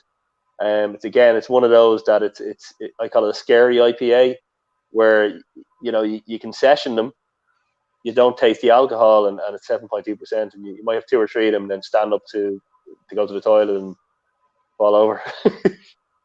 But yeah, cheers here. Thanks, John. Yeah. So I got the brewery as well, then, John. Appreciate it, John. Do you know what, John? We were just saying there earlier on that once everything kind of the situation passes, we're definitely going to get over to the brewery. We were just saying it's absolutely fantastic that you give that personal touch to Lord's Brewing, and we were saying that about, does it make a difference? Yeah, it makes a massive difference. The fact, yes, you're selling a product, a lot of people can do that, but the fact that you're there yourself at the forefront and the other guys with you, and you're putting it out there, you're explaining, how you're making the beers, this is the brewery, this is the tap room, this is what we do. It definitely adds to that personal experience to the customer, but to you guys as well, that you see, and you're getting comments from the guys who are buying your beer. And it kind of takes away the whole seller buyer. It's more like community, and that's the kind of the way I like to think of it. Is it's a community. It's not like I'm the buyer, you're the seller. This is a community. You're producing some amazing stuff. I'm indulging in that, and I can give you my comments and let you know what I think. And so yeah, it's fantastic, and I think it's great. We were just saying earlier on, John, what you're doing. So yeah, I think myself and Thomas will get over to you once this finishes. I'd love to get over there. I'd love to see the brewery and have a few beers, and maybe we can do a live stream while we're over there. Yeah, he's talking about doing something anyhow. I'm not sure whether we get over this year anyhow to the UK. I don't think I will. No, I'd say realistically it'll be next year at some point. Definitely, yeah. Whether it's early next year or it's you got to kind of take every day as it comes. But as I said earlier, it's all positive. We're moving forward, so it's all good. Yeah, positive. That's John said, all about the community. Yeah. The beer, the social media. Do you have any negative points about it on beer? Have you had any bad comments or bad experiences? Social media wise, yeah. It's your page now. I wouldn't say I've had bad experiences or bad comments. I have had some people kind of say to me, oh, drop your affiliation with this brewery or drop your affiliation with that brewery. I'm affiliated to no one. I basically, I do get stuff sent to me from some of the breweries, which is great, but it's like as a gift, a present, like, here you go.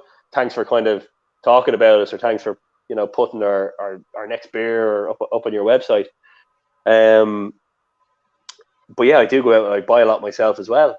Like I was saying to you, Hope, they're up the road. I went out and I bought the Pilsner last night. I seen it on the shelf, jumped on it, needed to try it, popped it up on the web page. But you do get negative comments. I find some people are of the opinion that you don't want to do that. You don't want to, maybe some consciously, sometimes you might be doing it, but you don't want to make you're honing in on certain breweries, and you don't want to do that. You don't want to, maybe subconsciously, sometimes you might be doing it, but you don't want to be doing it. But yeah, negative comments, that's probably how far negative comments have got from me. No one kind of No one could have ever given bad comments. Social media experience across the board, whether it's YouTube or Instagram or any of those. I'm not on Facebook or anything like that, so I don't know. No, what I don't like to see is people kind of bigging a beer up for the wrong reasons. I like people to be honest, which is what I think from your page is great, and your reviews on YouTube. I think you're honest. You're not sugarcoating it. You're not saying because if a brewery sent you something or you like something, No, it's like we won't you're on it.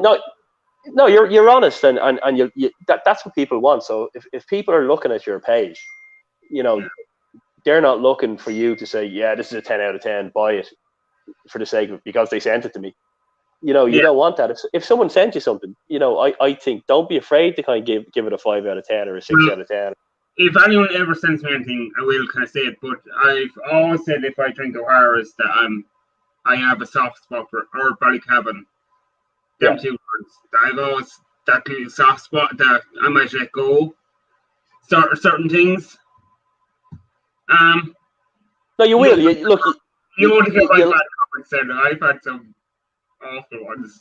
I'll tell you off when we're finished, maybe. But Thomas, you'll always get that. Look, you'll always get haters. You'll always get trolls. The fact that I have to say fair play to you because you're doing these reviews. What are you on? You're on 250 or 60. 161. I don't want to put down anyone that has joined, but I'm down there. But I don't care. Like I should probably put in a bit more effort. Like sometimes my camera falls over and. No, but that's what it is. This isn't about being Hollywood. We're not Hollywood. We're not here to have the big lights and the in the background and the makeup and this. We're not Hollywood. We're just a community. We're a beer community who are out there, who are all very fond of each other. And you'll always get people who are, arguing, and there'll always be something like that. But we're a community. We're not there to be, selling a #1 hit show and $2 billion in America. You're reviewing a beer.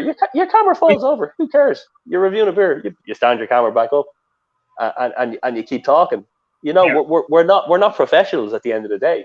We're just kind of a group of people who like to drink beer, like to review it, like to get out there and basically let other people know. And that's it at the end of the day. There's no kind of frills about it. I think one point that got to me was Paul's beer review of I think it was a beer in Tesco, the one that cost £5, was it the sorbet or something? And someone put, I was going to buy that later today, but I think I'll give it a miss now.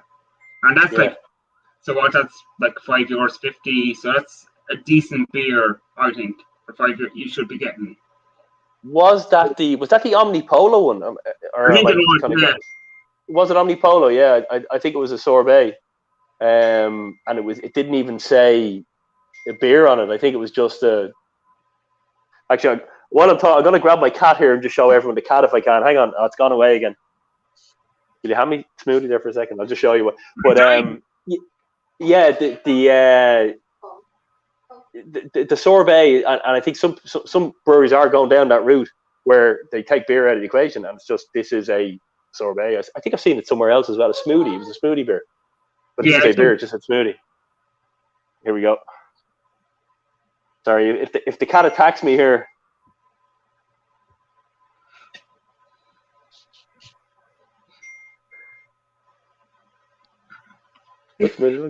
Sorry, Kevin. I can't. What's the name? Smoothie. Smoothie. Smoothie the Maine Coon.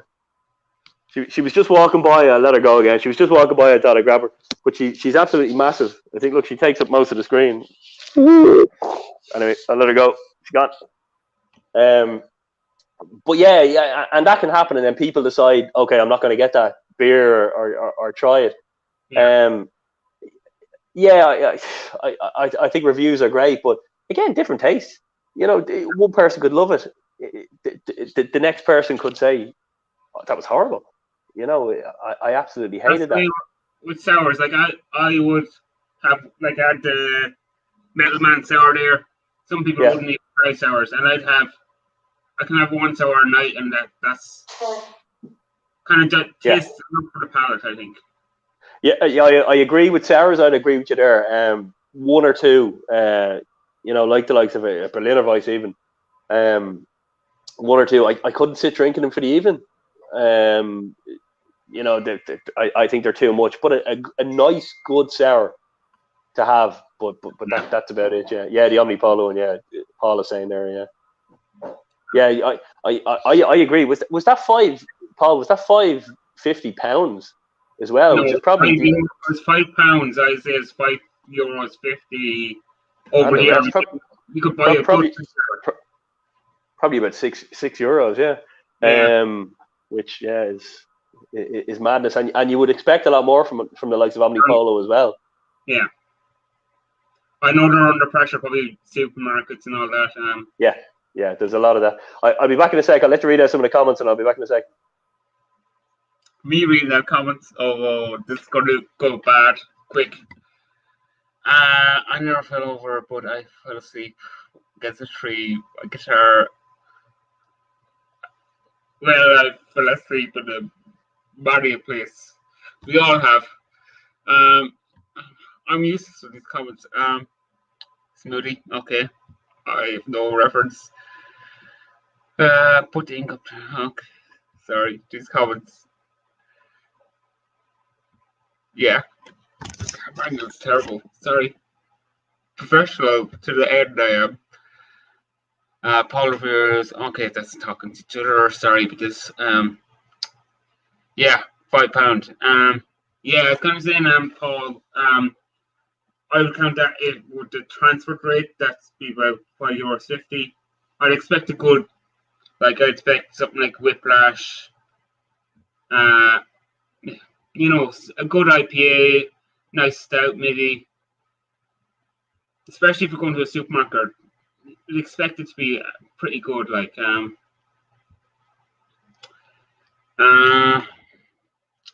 yeah, I hate this. This is the worst angle ever.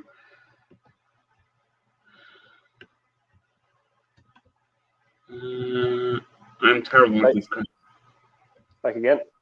Yeah. How you get on with the comments? Awful comments. Yeah, Paul said it was £5. The Omnipolo. Yeah, so probably by the time you take into account the likes of tax and VAT and everything else over here, it would probably end up being about €6.50. So I say that would be about €5.50, €6 a can here, and they're definitely pretty $6+. But the other side of looking at this is, and I know in the UK it's the likes of Tesco is quite different, and you've Morrison's, and I kind of found over in Ireland, I'd like to see the supermarkets being a bit more adventurous in what they stock, craft beer wise. I know they probably have contracts with some of the Irish breweries, and it's kind of all about, as I was saying earlier, promote local, promote Irish. But I would like to see them kind of give that maybe 70% to the Irish breweries, but give that, give the customer that extra kind of 30% as in, let's bring some of the UK, the UK beers in, because there's some amazing breweries in the UK. The likes of Siren, Northern Monk. It's just, Brew York, and even Lord's Brewing. I'd like to see, Lord's Brewing in my local Tesco. If I could go down and buy some, I would. But there seems to be that kind of divide with the supermarkets where, you do have your, and look, it's not a bad thing that you do have your promote Irish, and there's a lot of Irish beers. But from a craft beer perspective, I would like to see the availability in supermarkets go up. And look, people could argue with me and say, well, if you want that, go to your off license or your bottle shop where you will get that. But I'd just like to see, because I almost feel in some ways jealous when I see the likes of the guys talking about, Morrison's or Tesco are dropping 5-6 new beers in the UK, and you've Northern Monk, you've Omnipolo, you've whoever else you've got. Yeah. You're kind of looking, going, oh God, Why can't we get that? Yes, we do have our amazing Irish breweries, but I'd like that, as I said, that 30% there, just to be able to kind of get our hands on some of those, because like Tesco Ireland, Tesco UK, I'm sure they can source the same, breweries. They can, because I think Tesco Ireland is tax registered in Ireland, Yeah, and for tax reasons, then they probably don't. Getting on to that, maybe so. Yeah, but go ahead. what do you think of the multi-buy legislation in Ireland now, that you can't have offers on multi beer? So, like I was saying, my local supermarket used to be always two O'Hara's for €5, and they're now $2.75 each. That the offer is gone. Okay. So they're actually okay. So what I found is, from my experience, yeah, I think it's madness. I think it's the Irish government trying to stop people drinking. I think is what they call it, or stop people mass buying. They've done the same with your local shop vouchers, But so they're not you going to can't actually. stop mass buying if the slab of Heineken or the box Exactly. of Yeah. No, it's is €15. The local but brewer, it doesn't make sense. Yeah, it doesn't make sense. So they bring this legislation in. Again, to me, it doesn't make any sense whatsoever. I mean, what do you think five of for them?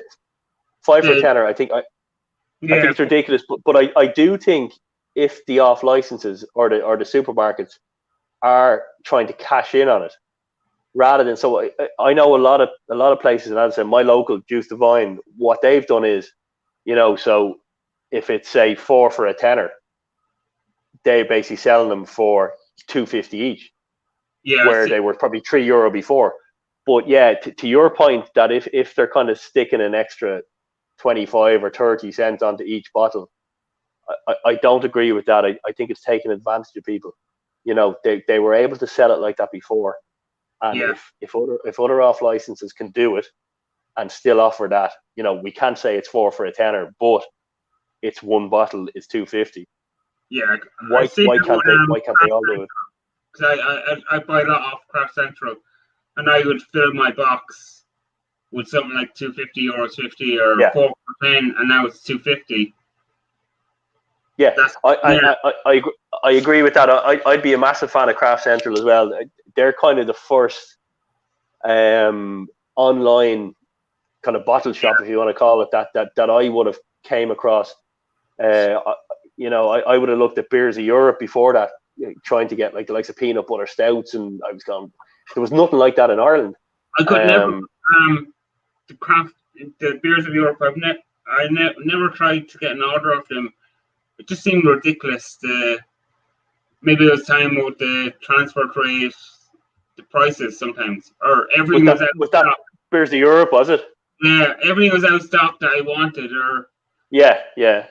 It's quite difficult, but again, it's Ireland, and you're looking at. I think when I did it one day, and it was, I think that the postage was nearly €20 or €18, just to get the beers. And I was saying, is it really worth this for what I'm ordering? And look, they're fantastic. They have an absolute unbelievable range. But again, yes, some of the bits to be out of stock. But I think for the UK, fantastic. When you're ordering from Ireland, it's just, we get hit with so much post and packaging. yeah, It nearly doesn't.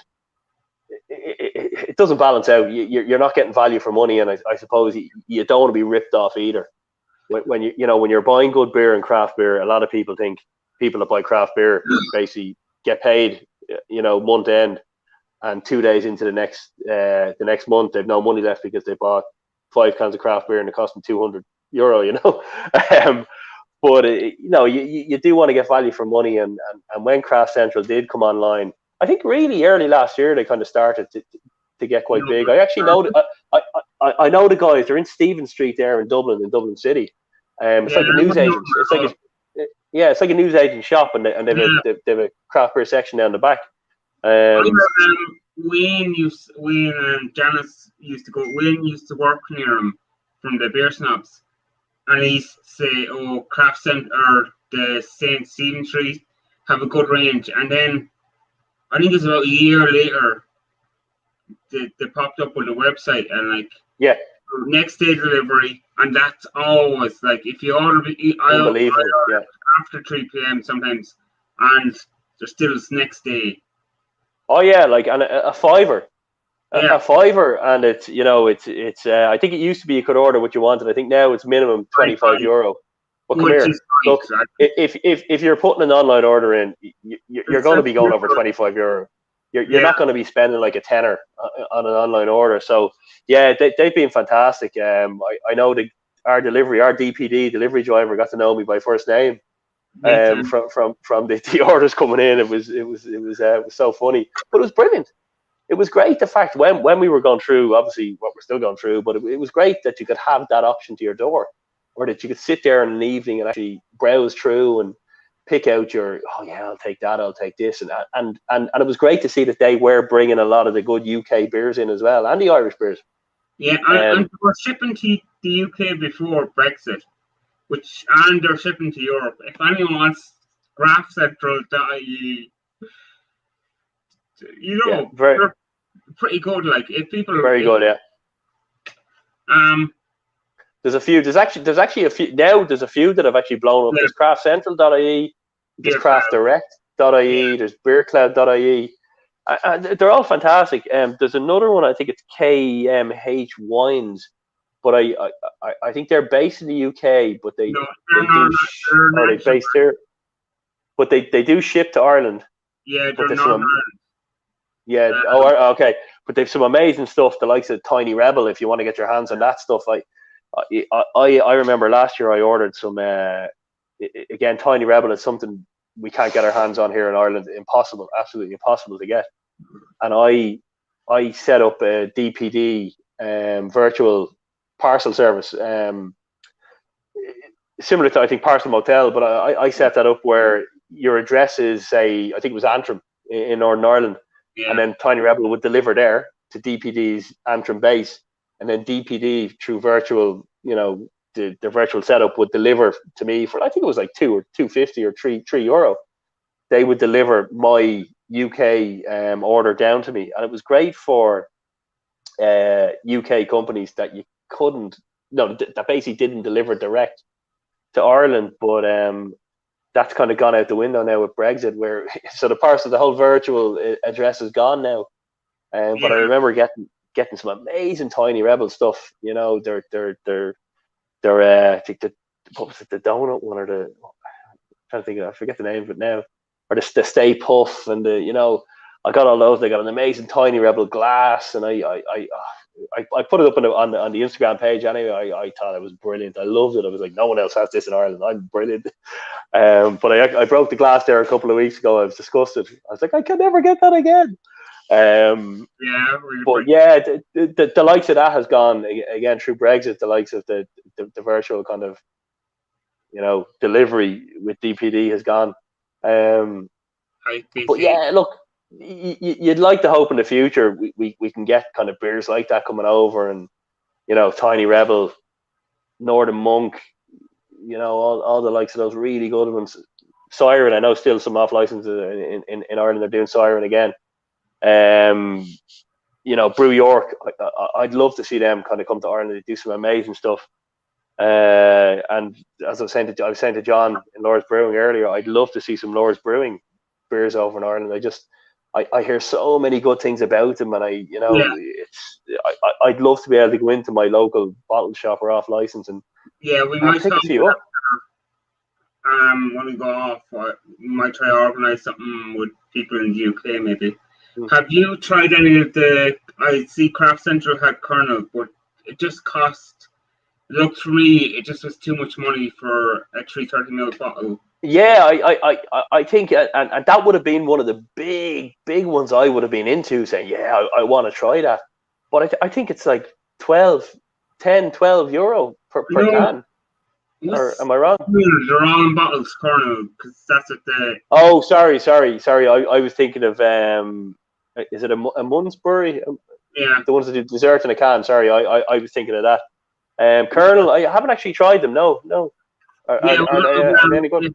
Harry and Ken beer reviews. All them rage about Colonel, but like I seen in Craft Central, it was too much money for me. Yeah. No matter how much money a month do you spend on beer? Because I have a limited budget. Honestly, it can range. Average, Month average. €100.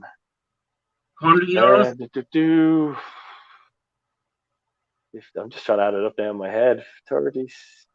The wife is there. By the way. Between, I don't know what 60, between 60 and €80. Truthfully, I'd say between 60 and 80 a month, and then I do get sent quite a bit of stuff as well, which kind of I have there. Like I've still some stuff there that I got sent last month that I haven't got to, that I kind of need to pop some reviews up for, and I kind of just drink. I got an amazing Rye River sent me an amazing quad. I think it's 13.5%. It's like a 750 ml bottle. It's I looked at it. I couldn't afford that one. Personally, no, I think in the shop it's about 23 or 24 euro to buy. Like a good bottle of wine, and I'm looking at it going, I have to get stuck into that. But you don't just want to lash into it. You kind of want to say, well, I'll wait for a special night to drink that, and I'll sip it. Beers going on, or yeah, like 13.5% is 750 ml. That's a bottle of wine basically. Yeah. So it's not one. I think with beer, I was never into wine, but I think with beer, it kind of hits you more. I don't know, maybe. It does, yeah. No, it does. And I think, look, I suppose it differs with the person. Some people may find that wine, kind of a glass of wine, kind of knocks them for six, and they're struggling. But I think once you kind of get over the 6.5% ABV in beer, and you've had 3 or 4 of them, and you're kind of pushing it up into the 7-8%, of course you're going to struggle. They're big beers. If you take a step back and look at what a bottle of Prosecco is, or a bottle of wine, in the 750 ml bottle, what's a bottle of Prosecco? 10.5%. A bottle of wine ranges between 10.5 to kind of 14.5%. So, if you're talking about a craft beer that's 9, 10, 11% in a can, or even a 330 ml can, that's a kick up the, you know what I mean? And you'll feel it if you've had a few of them. I have a mate of mine, Simon. I don't know. He's probably not watching tonight. I think he's having a few beers. He's probably listening to a bit of metal. But he's a big one for the big ABVs. He likes them. The way a lot of people like to start off on a 4.5 or a 5%, and I'll have a couple of 5% and might have a 6, and might push it with a 7. So I like to start off right into the 10%ers and go from there. I wish you. If you like them sort of beers, tell them to search OJ beers. Did you see my reviews of the OJ beers? Yeah. There was a 16, I'll tell them. 16%. There's a 20%, a 16%, a 12, and an 8. But I think the pack I got cost, I think it was about €20 delivered. Yeah. But they're dearer, aren't they? They're awful. Oh, I'd say, for me, the ones that you have, that like the 12%ers or whatever, and the ones that really kick off, you drink it, and it's like a punch in the face. It's like the alcohol literally punches you. Yeah, but these ones now are just like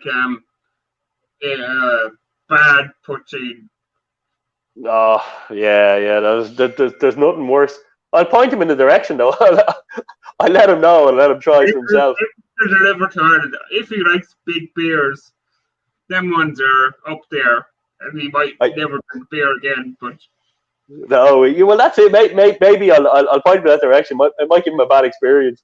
I'm just looking at Jer's comment there now. He'll take the surplus beer off me. Grand there. It's in the post. Yeah, if you're already contacts, they can send me free beer as well. Oh yeah. I'll actually, I've a couple there. I'll pop you a few down. I've a few big ABV stouts that I can, if you want to give them a go, I can pop you them down. Mikkeller, a few of those. Yeah, if you're into them. Yeah, they're. I've had a few of them, and they're sippers. You might get through one of them in a night. You know, well, right? Back in a sec. Right. No problem. No problem, Scott. Yeah, just a chat. You could see the face of Alan. Hasn't been anywhere but here. He's been on he's one of your admins, I think, anyhow, and he's one of Simon's. So just thought I'd get aboard and everyone could know who Alan is. I'm useless with these comments. I need someone like Wanda or someone to show them up to me. Scott's here, yeah. Hi, Paul. Yeah. Sure, anyone got any questions? I'm useless. Yeah, that's all I'm going to say. I'm useless. And I'm running out of beer. Yeah, so if anyone send me beer immediately, that would be nice. So what's everyone drinking? What's everyone having? Has get my words all caught up now. Has everyone had a good week? I've had an absolutely crap week, but we won't mention that. No point with negative. Be positive. There's no shit in life. I am terrible with these comments. Yeah, come on. What's everyone drinking? Yeah, Alan's gone again. This is about his fourth or fifth break. Yeah, Scott's in.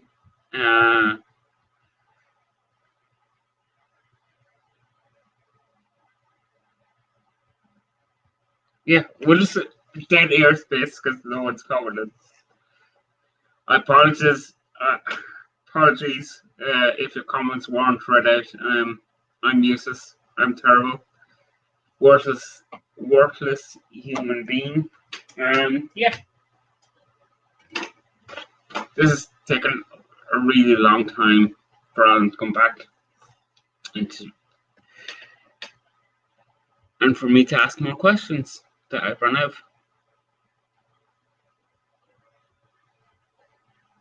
Thanks. Grand. Yeah. Me running out of questions or talking. I was picking up another beer there, but go ahead, yeah. I've nothing else to say. All questions are gone. I was totally unprepared for tonight. I'm sorry. Is that You're the hardest person to anything? Do we have anything else off the cuff or anything from the comments? Scott's back here, or Scott and Wonder. Hey, back. Scott. Paul's making. I just want to say to Scott, on a serious note about Star Wars. I know I slag it. I say Star Wars, Star Trek, but yeah, Star Wars. I think is absolutely fantastic. I wouldn't have been a big fan kind of years ago, but one of my best mates said to me, he goes, "You have to watch these. They're brilliant." I would have watched the old kind of, the Star Wars 4, 5, and 6. Back in the day, I think like everyone, but I watched them all together in the way they're supposed to be watched, and I think I seen the Rise of Skywalker trailer as well, and I was like, wow, that's amazing. And I started to watch kind of reactions to the trailers, and some people's reactions are unreal to the Star Wars trailers. But yeah, to kind of set it straight earlier on about slagging Scott about Star Wars. Yeah, it's brilliant. I think it's fantastic. So we're on the same page. I also watched Star Trek when I was younger. But I watched Star Trek when it was, I think, Star Trek Generations. Yeah. When it started to get into kind of all that Deep Space Nine, it lost me completely. I was like, no, not into that. Sorry for this. I'm trying to work out how you work these now. Are you okay? Do we have any more questions from the comments? I don't think so, but you want to talk because I'm going to the toilet. So You're going to have to Well, answer questions or talk randomly. who else have we still got in the comments? Well, I was just saying to Thomas that I think it'd be a great idea one night if we actually do like a proper kind of community get together with all of us, like the Paul Beer Reviews, Thomas, myself, Lords Brewing, Scott and Wanda, kind of whoever else wants to come in. You know, we can do kind of a live stream, get together, crack a few beers open again. You know, whatever beers you can get your hands on. I have one here, which is actually, it's quite a nice one. Trailers, I'm just looking at Paul's beer. The trailers are the best bit about Star Wars. All goes downhill when you watch the films. I'm sure Scott will have a comment now. Scott will come back with a comment to that. So I'm gonna crack open this one. It's an Irish brewery. Get it on the camera. It's a funky can. They're called Rascals, and it is a hazy New England IPA. And it's called Bruce's IPA. Just getting used to the camera here. I'm not used to the whole live thing. So this is supposed to be a cracking beer. I think it is a high percent. It's 6.2%. So it's supposed to be a decent one. It's kind of sold out in a lot of places in Ireland. I managed to get my hands on it today in McHugh's off license, and Gerbil kind of, if he's still on, will back me up. There he is. There, yeah, Ger Star Trek Next Generation with Colin Meaney. Colin Meaney was on it. Yeah, that was brilliant. So Gerbil will back me up. McHugh's are fantastic. They've got an amazing range. I'll pour this on. See if I can pour it on screen. So this one, Thomas, I'm pouring out at the moment is a Rascals. It's a New Zealand IPA. It's called Brucey's. It's a 6.2% one. I was just saying it's kind of sold out in a lot of places. I think there were two. There was this, and there was another one. I think it was at about 4.5%. But I kind of seen this one today, and I thought I'd pick it up. I was just saying the can is quite a funky, colourful can. But yeah, so what do you want, Thomas? Are you still in the O'Hara Stout, or have you broke it out? Broke it out to the O'Shea's. Like, yeah. Nice. Is that the one? I think I seen you the last. Is that the one? Did you get that in Aldi or Lidl? Is it Aldi? Aldi, yeah. I must keep an eye out for it. Actually, what's it similar to? I wouldn't know how to. It's just like a light kind of IPA, 3.8%. So it's kind of. Ah, right. It's kind of a session-y. Yeah. Really, like I think few people like it. Like, so it's just something. I must have a look for it. The wife is brilliant now when she goes around to Lidl. She kind of comes back and she says, "I was walking through. I was getting a bottle of wine, but I seen this beer and I seen that beer, and I picked these up for you." She picked two up for me there a few weeks ago. In Lidl, there were two kind of I forget the name of the brewery, but they were a French brewery, and there was one of them. It was kind of in a 750 ml. Kind of a dark bottle, similar to like a bottle of champagne with the cork on the top where you twist it.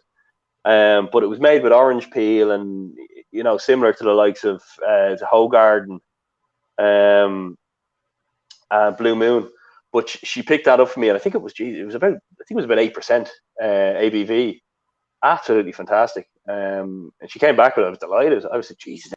My mate was telling me they were sold out in all the other Lidls. Well done, you know. But I love that those little surprises, you know, when they come back. You kind of crack them open and lash into them. So what have we got? Okay.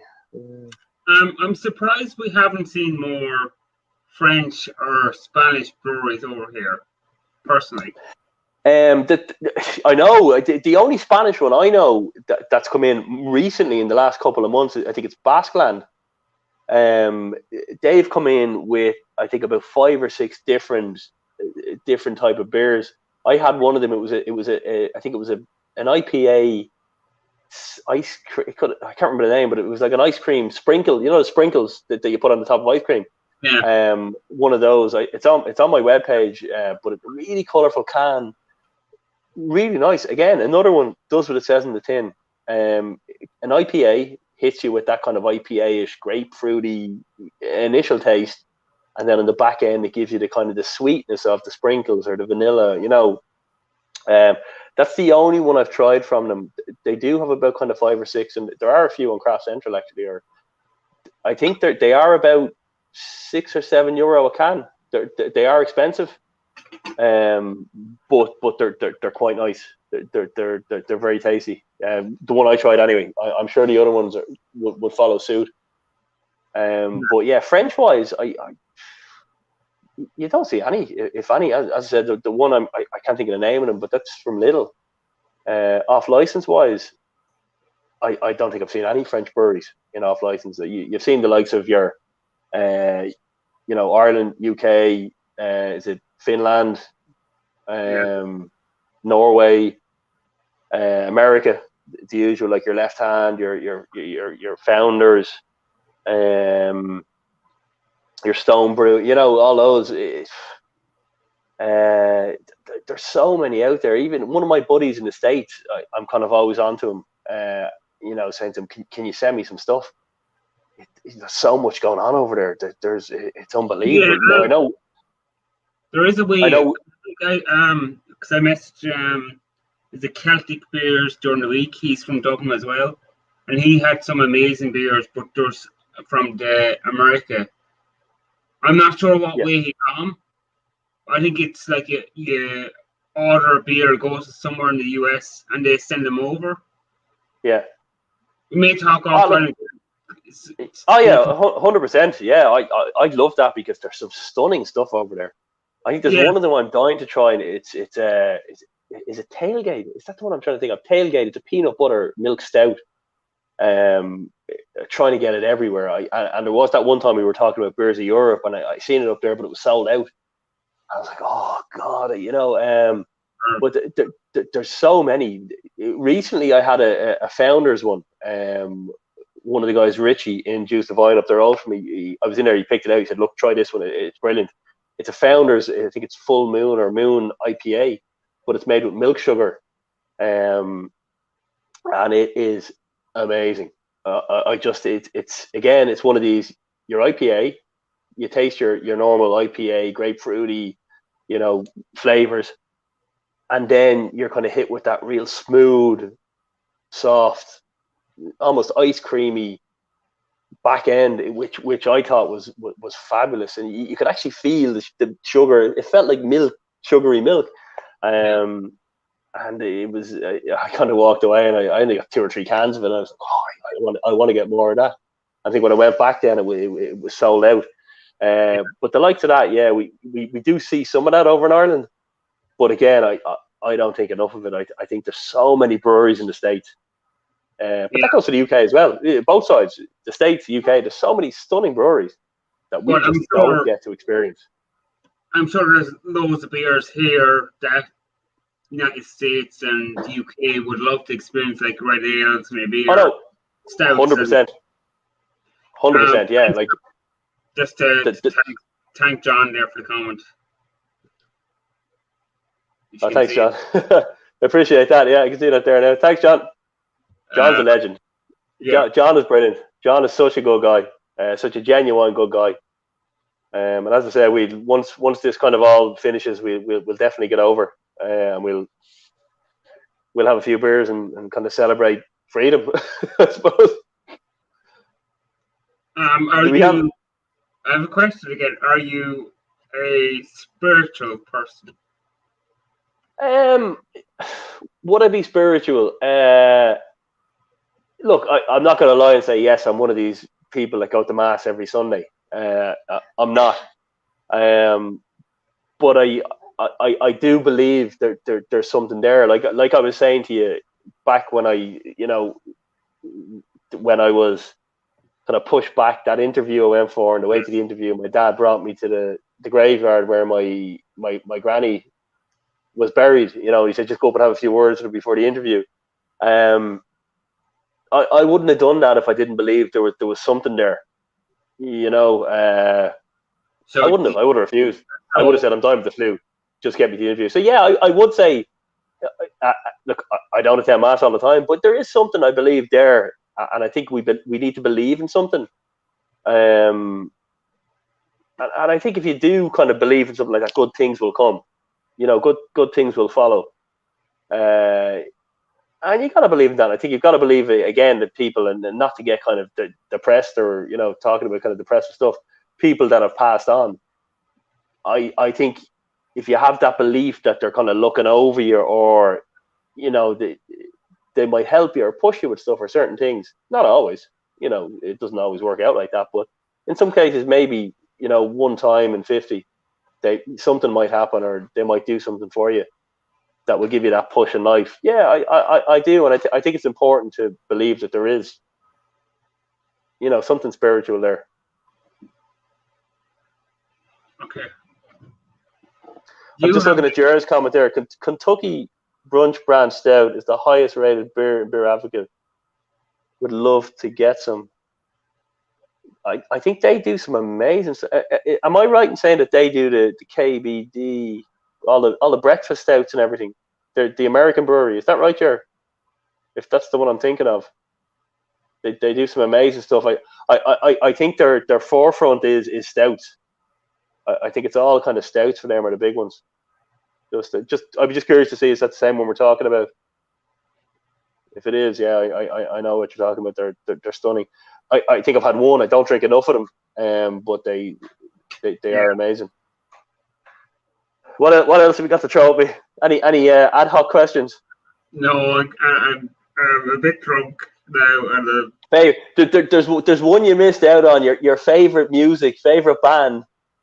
Okay, favorite music, favorite band. That's one there. So my music is just off the wall. Yeah, well, that's what I was saying. I said that last time. My music is off the wall. I grew up in the whole boy band environment. All my mates were all going for auditions for boy bands. I don't know if you remember a band called B-Side. They sung a load of songs back in the day. They were an Irish band, and yeah, the likes of Westlife, and everyone was going for auditions. I grew up with that, so yeah, that does, and it might sound mad, but that does kind of play a part in me in the likes of Boyzone. But another side of me would be a complete flip of 180 is the likes of Metallica, Korn, all that type of thing.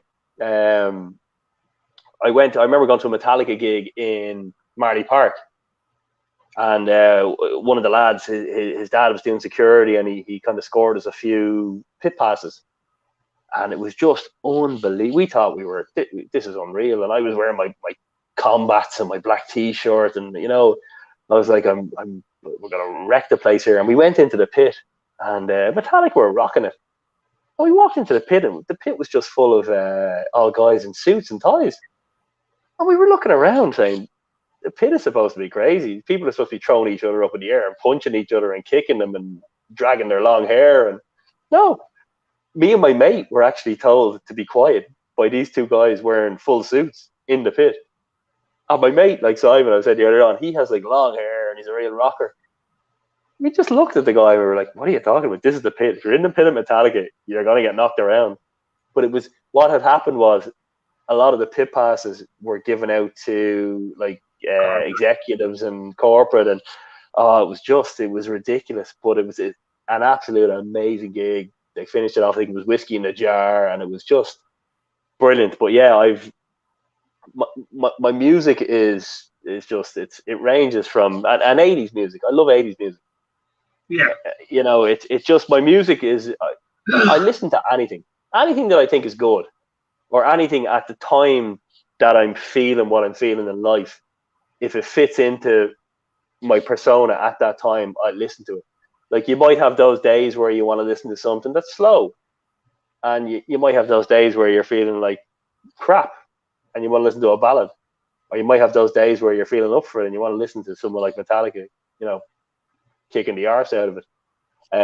But yeah, it ranges from anything. See my dad there, Ray. That's my dad, Ray. How's the Rascals beer? It's actually, it's very good. I poured it, but he's right. I didn't comment on it. It's very good. It's good quality. It's kind of, you can see that it's kind of quite hazy. It's almost got a kind of it's not as IPA-ish. It's kind of almost a Swedish, like a Sweety taste to it, almost. But it's nice. Yeah, it's a good quality beer. I think it's 6.2%. Tin Lizzy, are brilliant, stunning. Yeah, there's an actual. there's a statue of Phil Lynott outside one of my favourite bars in town in Dublin City, Brussels. It's a real rock bar that is normally when we go out on a Friday or Saturday night. Brussels on Grafton Street in Dublin is probably one of the first places we go to. The barman in there, Peter, is brilliant. We go down to the rock section in that bar. We go down there and we chill out. We normally take control of the jukebox up until 10 o'clock when the DJ comes on. And the DJ, Westlife until 10 o'clock at the rock bar. A bit of boys on as well. And then the bouncers approach us and drag us out by their hair. But no, we normally get in there and we take control of the jukebox, and then the DJ comes on at about 10 o'clock, and it's normally one of our mates, and it's brilliant. And the first song I'm always shouting for is "Play Rammstein, Du hast Rammstein." That'll get everyone going, you know. But it's brilliant. What's it going to be like when we go back? I don't know, but yeah, there's a statue of Phil Lynott outside, and it always kind of just reminds me of good times, and good nights, and Brussels is a brilliant place to start your night. You know, central, right in the centre of Dublin City, and then you can work your way out of where you want to go next. But yeah, that's one of the things I'm looking forward to. Random go ahead. If you're advising some of the people from the UK who are coming over, what places to go? Where would you send them to? Are we talking kind of the nightlife, the social scene? No, let's say they're coming over for the weekend. So they're coming over, they're arriving Friday morning, and they're asking you, where should I go? Oh yeah, okay. So you're here to say Friday to Sunday. So I'd say, right, obviously you've got to have your few drinks in the airport before you come over. I think that's essential in everyone's book before you get on an aeroplane. So the first thing is you arrive over. Obviously, it depends how early you are. You might be too early to check into your hotel. If it's too early, you obviously got to find a good Irish bar to sit down in and have a few drinks until you can actually put your baggage or set yourself down in the hotel. Dublin City is amazing. Dublin City, bar-wise, I mean, yeah. But how long have you got? What would you do? You get off the plane, come back, check into your hotel. Obviously, if you can't leave your bags there, I wouldn't go to a bar straight away. I'd take a walk around, head towards the likes of Grafton Street, which is kind of it's South Dublin, but literally just over the main river, the River Liffey. I'd head towards Grafton Street, and I'd kind of go up to the likes of Stephen's Green and take a walk around. If it's a nice summer's day, I'd take a walk around Stephen's Green. So firstly, walk up Grafton Street. You'll be amazed, well, when we go back to normal. If we're talking normal times here and not kind of situation times, take a walk, check into your hotel, take a walk up Grafton Street, heading towards Stephen's Green. People, buskers, some of the best buskers in Ireland have been discovered on Grafton Street. You know, and on a good summer's day, you might have 4, 5, 6 groups of buskers, you know, working your way up the street. It's absolutely fantastic.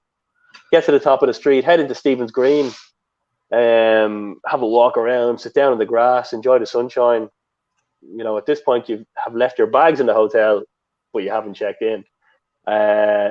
Float around, just basically take the city in. It's hard to say because there's so much. I'm not going to be one of these that basically says just go straight to Temple Bar because it's madness. No, I don't believe in that. I was advising anyone from the UK, avoid Temple Bar. Yeah, you know what? And get a bus out of Dublin as quick as you possibly could. I agree. Temple Bar is just it's that stereotype of I'm over in Dublin, I've got to go to Temple Bar. I don't agree with it. I'll probably get slated for it, but yeah, but no, there's so much more. It's going to Guinness Storehouse. Yeah, I would do that. I do the Guinness Storehouse. I do the bar I mentioned earlier, Brussels. I would do that whether like if you're a rocker or if you're not.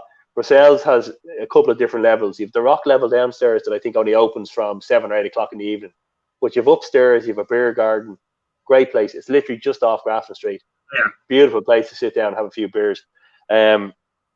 there's so many brilliant bars. There's another place up on, I think it's Harcourt Street. Is it was it Dicey's, or they have a great beer garden. So during the day, you could actually just go in there and sit down and have a few beers. Again, if the sun is shining. If it's not, I think that they've got good coverings. But for me, definitely Brussels is one of the places to go. But don't just sit in bars. Not initially. Get out there, look around. There's plenty of time in the evenings. Yeah, but if we're advising anyone from the UK who is kind of beer related, I'm supposed beer related to go for bars. So I would go to Brussels first. My first stop, Brussels, off Grafton Street. You can't miss it because all the ladies are literally selling flowers outside, like a market, and there's flowers outside, and again the statue of Phil Lynott. When you come out of Brussels, I would recommend the Porterhouse Central Bar, again on Grafton Street, but just down the very bottom of Grafton Street. And that was the one I mentioned earlier about having some stunning beers on bar tap. They had the Weiss Stefaner on tap. They do their own beers as well, which is the one I had here. I don't think that's on tap because they're not open. I think it's only a special edition, but they do some stunning stuff. But they do some amazing European and UK beers as well. And they do a lovely oyster stout, which is their own stout as well. Which is fantastic. So much on offer in Porterhouse.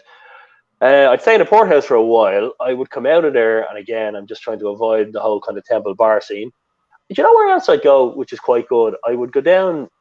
I'm just kind of working my map or my journey. So if you come out of Porterhouse, which is facing Trinity College, which is probably world known, you turn left and you will go up Dame Street.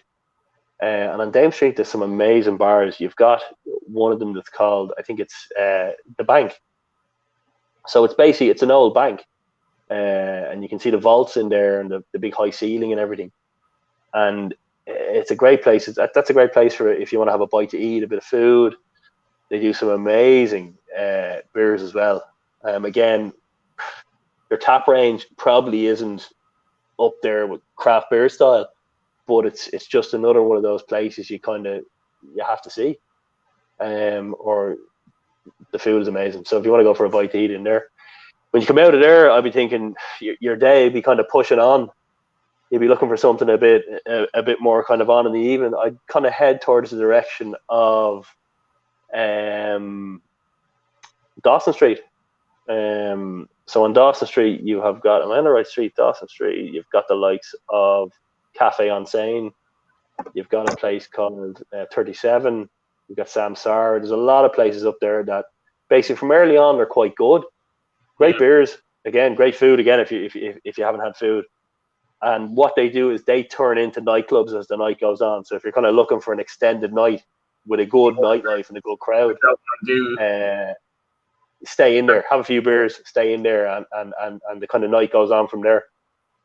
Have you been to the 57 headline in Dublin? I haven't, but that's actually owned by someone, isn't it? Am I right in saying that's owned by one of the breweries? No, one of the Irish breweries. Is it not? Am I wrong there? It's wrong. It's independent. I can't think of the person, but I know his kind of criticism of Guinness because I'll tell you off, right? Because he said things about. I've been there once now. That's the only place I can. Dublin. I'd say it's been 5 or 6 years since I've been out in it. Yeah. So I don't know anywhere where people could go. But would you, if say Scotland Wanda messaged you and they asked you, "We're coming to Ireland. Should we stay in Dublin or should we go out of Dublin?" You see, for me that's quite difficult because I'd obviously be, I'd obviously say yes, Dublin, but I would say don't spend your whole time there. Yeah, I would say work your way across to Galway, which is probably for me the next most amazing city in Ireland. Galway is stunning. Galway is basically where I got engaged, but it's a place that it just holds so much for me. I've been going there since I was kind of 18, 19, and the city itself is stunning for food, for drink, for scenery, for But it's difficult. It depends how long you're here for. If you're saying you have a weekend, or if you kind of say, well, I have 4 days, or I'm coming on a Wednesday, Thursday, Friday, Saturday night, I'd say spend 2 nights in Dublin, 2 nights in Galway. And that's kind of trying to make the most of your time, because Galway is probably 2 hours from Dublin, 2.5. I'd go 2 nights in, maybe a night in Kilkenny, night in Cork, 2 in Galway, or maybe 1 in Dublin, and do Guinness, because everyone, if you haven't been to Ireland, everyone wants to do Guinness, so you might go there. I've never, I'd like to do the Guinness tour someday, so. Yeah, I haven't done it myself, but I suppose the closest I got to the Guinness tour was when I was back working in structural engineering. I was working in the Guinness factory itself. Okay. And what we were doing was we were, the buns that they hold, so what they hold the Guinness, basically the Guinness, I forget the name what they called it, but it was basically the liquid that they sent abroad. So they sent it to the likes of South Africa, or it was almost like a treacle or a bovril. Syrup. Syrup. And their tanks, or their buns. So the bun is basically it's so you have a tank and you have a concrete structure around the tank. So if that tank explodes or leaks, the concrete bun holds the leakage in, so it doesn't basically flow out. It's basically like you have your tank and you have a concrete rectangle around the tank. So what we were doing was we were basically surveying the buns to make sure that they were still strong enough, and they didn't need any works or repairs. So that was brilliant. But I remember the guy saying to me, he goes, "Do you want to go for a bit of lunch?" I said, "Yeah." He goes, "Well, we go up to the bar and we'll have a pint of Guinness or whatever." I actually said to him, "I've never had a pint of Guinness." He was like, "What?" So we went and had a pint of Guinness anyway, and it was fantastic. Didn't make it to the proper Sky Bar, but I've still yet to do that. Yeah, maybe together we'll get to the Guinness Sky Bar. Yeah, one day. Yeah, be back in a sec. We keep it going. We'll be back.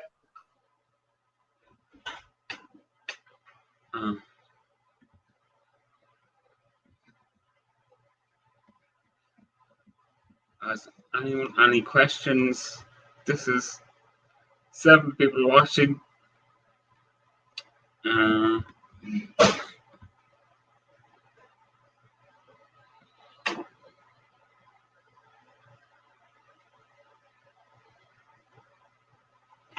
Sorry, back in a minute.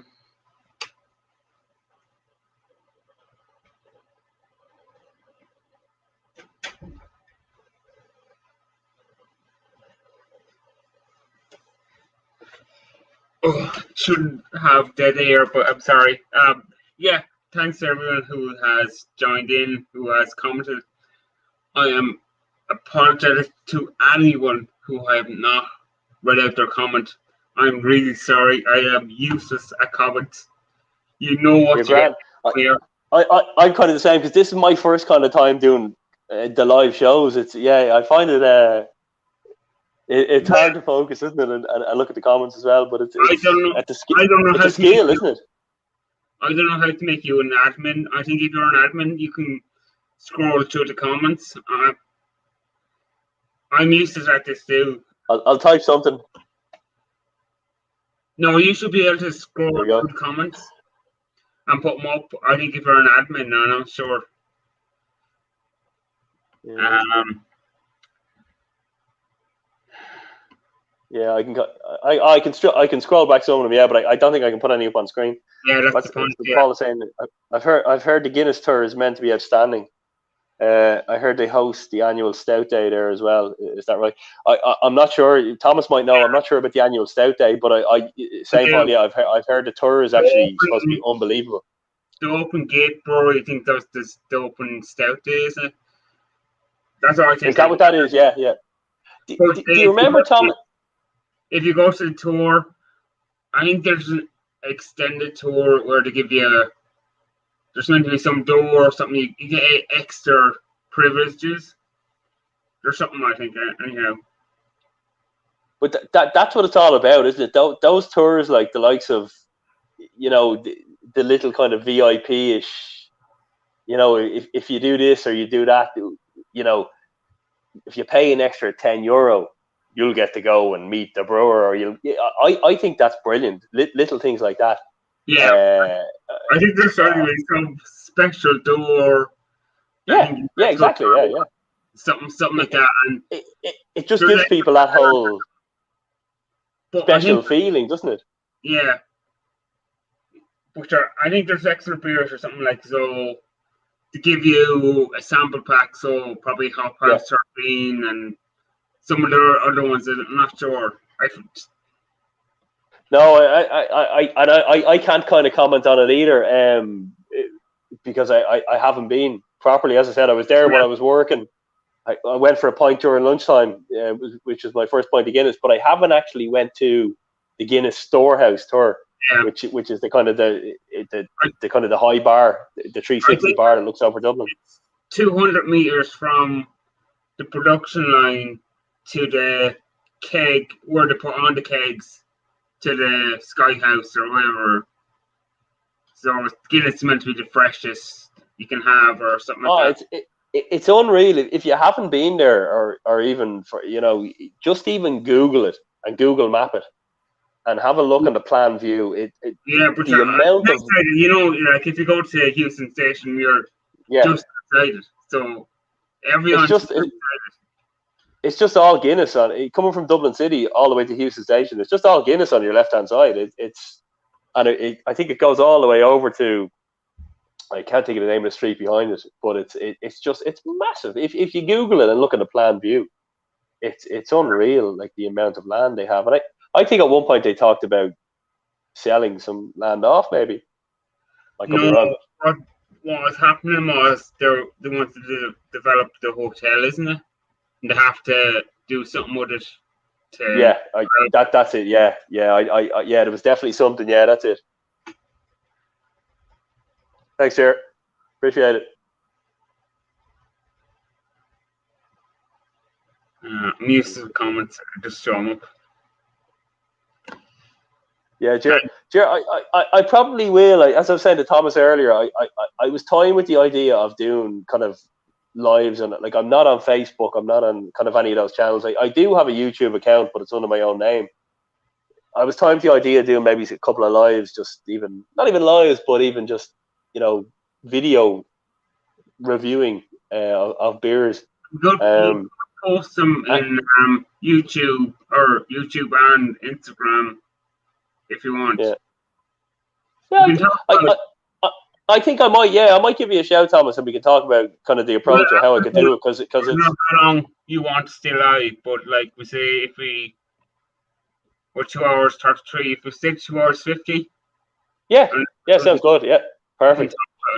Yeah, and I think I will. I think even on my Instagram channel, I think I might do a few kind of just videos of instead of just putting a picture of a beer up, I might just drink it and have a talk about it.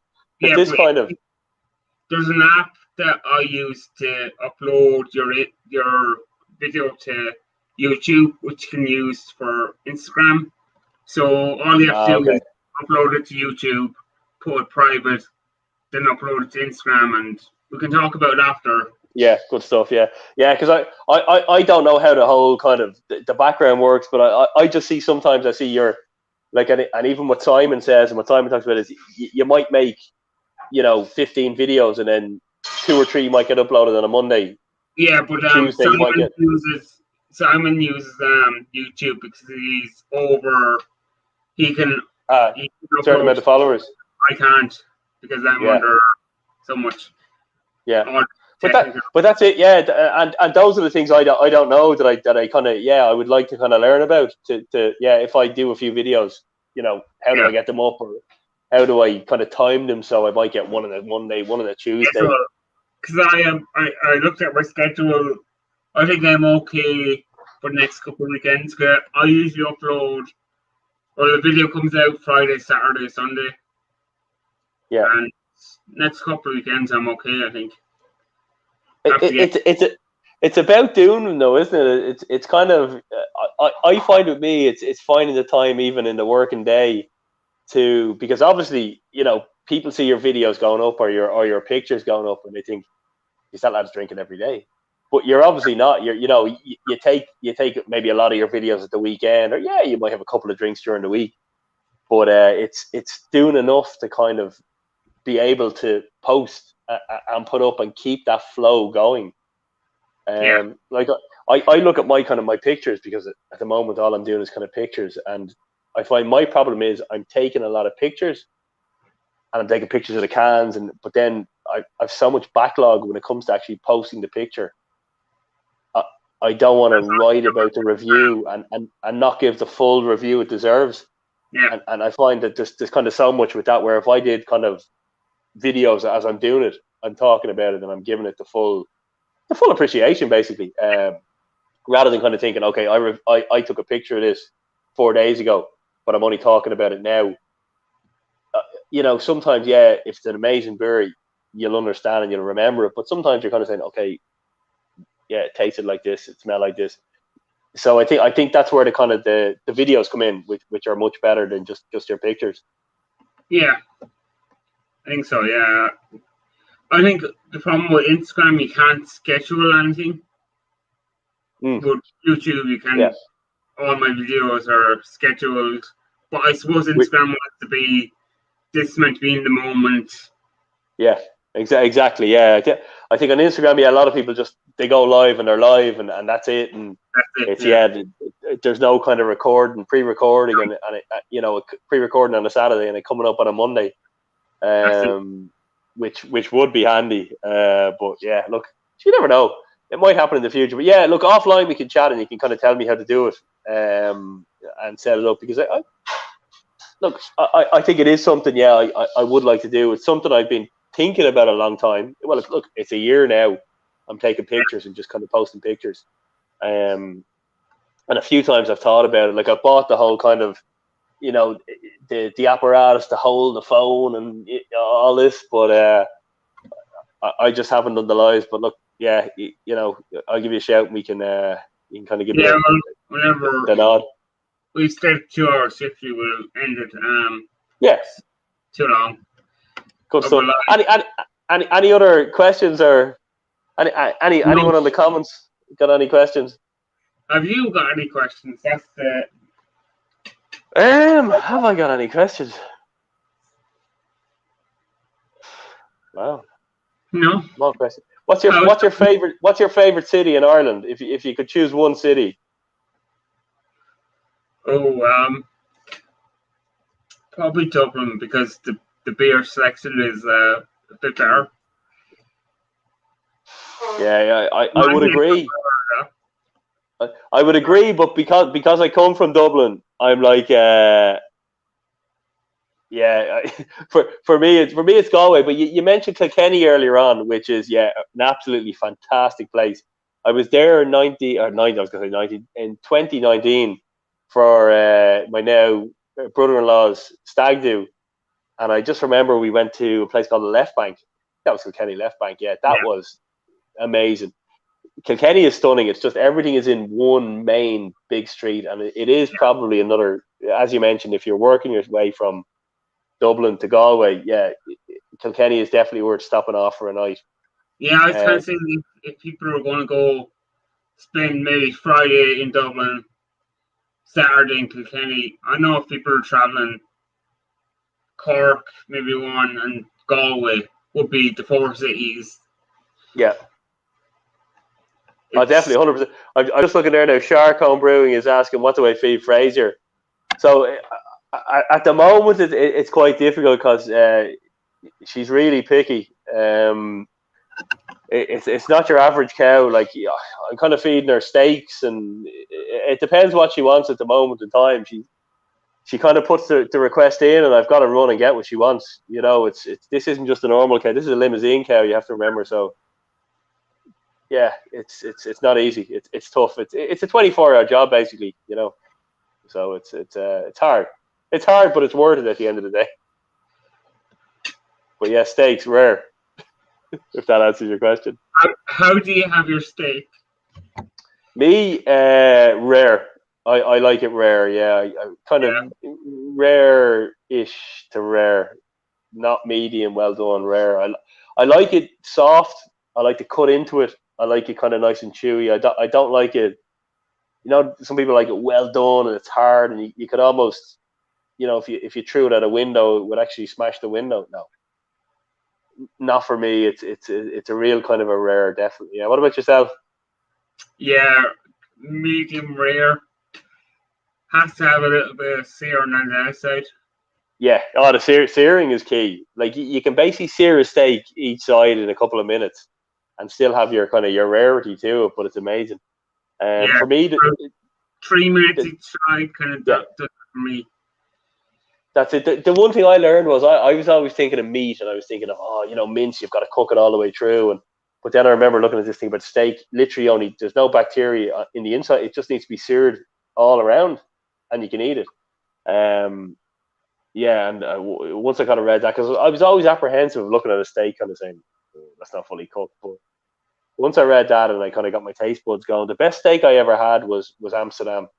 I think it was in this place called, I think it was called the Argentinian Grill just off Dam Square.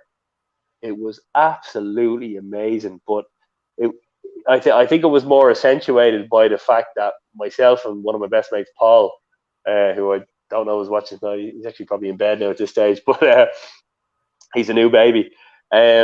We decided on a Tuesday. We actually rang each other on a Tuesday, and we were like, "What are you doing at the end of the week?" Where most guys would say, "Look, we'll head out Friday night. We'll have a couple of drinks." I said to him, "Do you want to go to Amsterdam Thursday?" And he said, "Yeah, why not? Yeah, let's go." So we literally on that night we booked the flights, and I think we got the flights to Amsterdam for about, I think it was about 60 or 70 euro return each.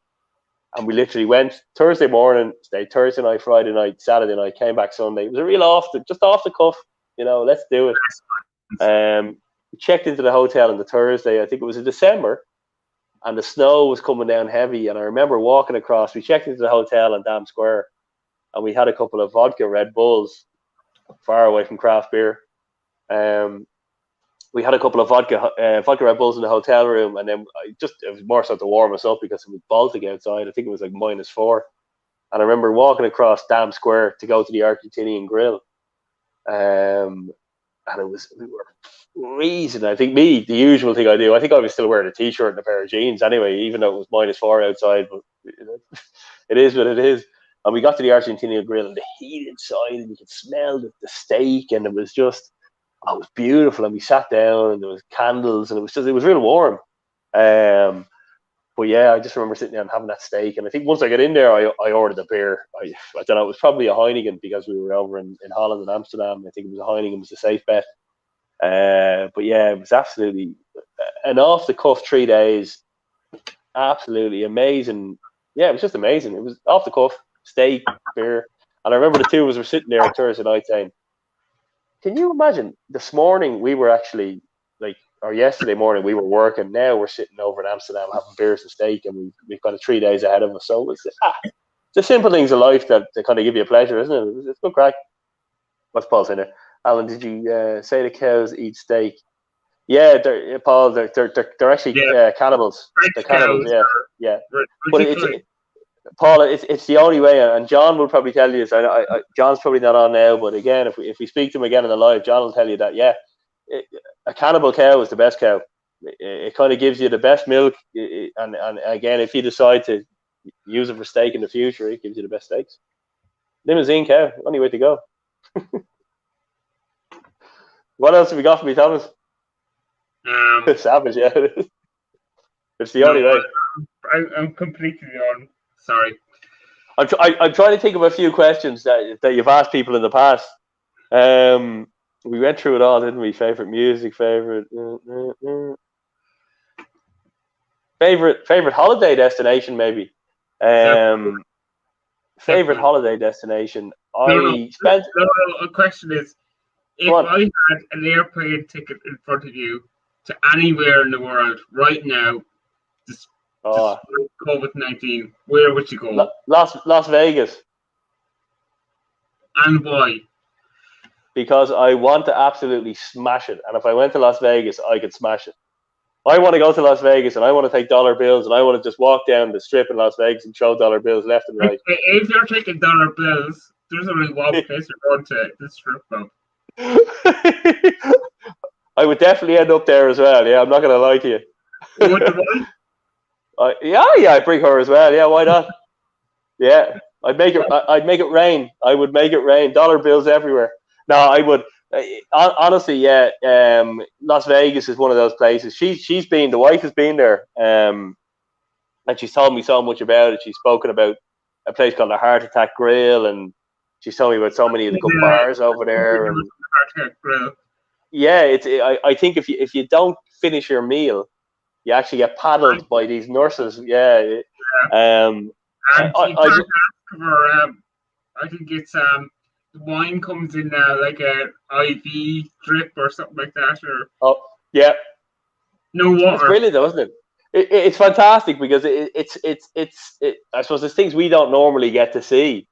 It's like an adventure, isn't it? But yeah, it's a place I've never been. I'd love to go. Oh, nice. What percentage is that? Do I have to look? 34.8. So that's grand. That's beautiful. But yeah, no, Las Vegas is one of those places. I think it's one of those places that if you haven't been, it's you want to go.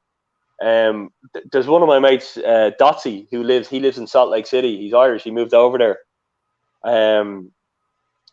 I think it's a couple of hours away or drive. I'm not sure. It's an hour flight. But he was saying to me that he winds me up on a Thursday saying, right, I'm off to Vegas now tomorrow for the weekend. And, it grinds your gears. But yeah, I'd love to go. Even just 5 days Vegas. And Deanna, the wife, is saying to me all the time, she's like, it's amazing. You've got to go. You've got to go to I think it's the hemisphere. There's something on that. You can go up and you can bungee jump off it, and there's like a roller coaster. There's so much to do, and there's so many bars and the food and just even the sightseeing. Yeah, and look, I'm sure once this whole thing finishes, it'll probably be our next port of call. For our honeymoon, we had big plans for the honeymoon, for the wedding. We didn't get to do that. We kind of honeymooned in Ireland, which was fantastic, and it was beautiful. We got great weather.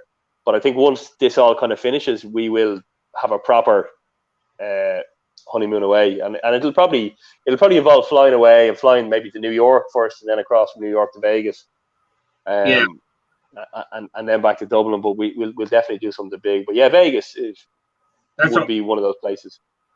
Probably if I ever get to go to the United States, I kind of, whatever, 14 days, I'll probably only try to do 2 or 3 different places, and maybe New York, San Francisco. New York is definitely one of those places. Yeah, I'll be back in a second, and we can finish off then our so-called interview. Right, or we can keep going if you want. Well, everyone, yeah. Okay, any questions in this camera's getting to me? Any questions? Shar, Kevin. I think Kevin's your name. Sorry. Scott or Wanda, if you're there. Paul, if you're there. Any questions? You can ask anything.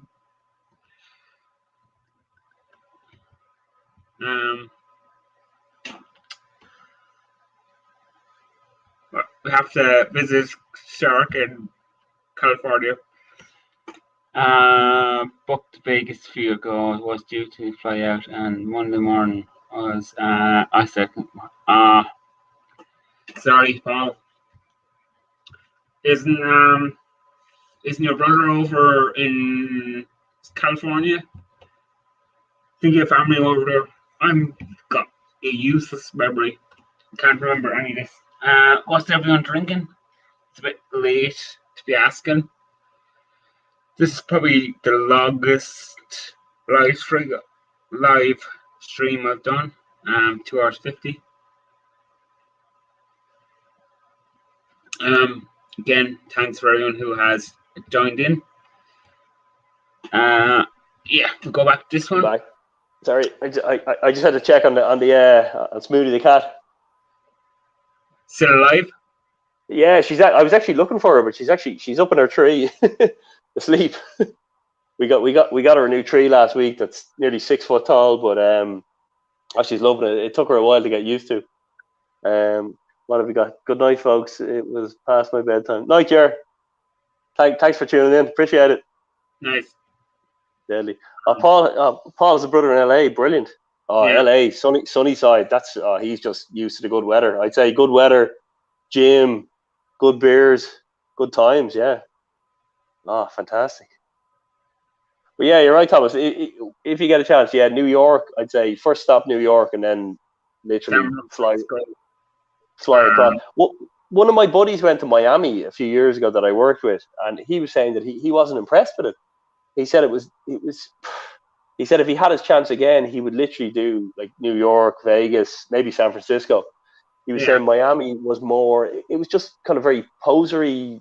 There wasn't much going on. It was just more of a retirement place I thought for the United States or something. Yeah, he wasn't impressed at all. I think he spent like 7 days there as a full holiday and then flew back home.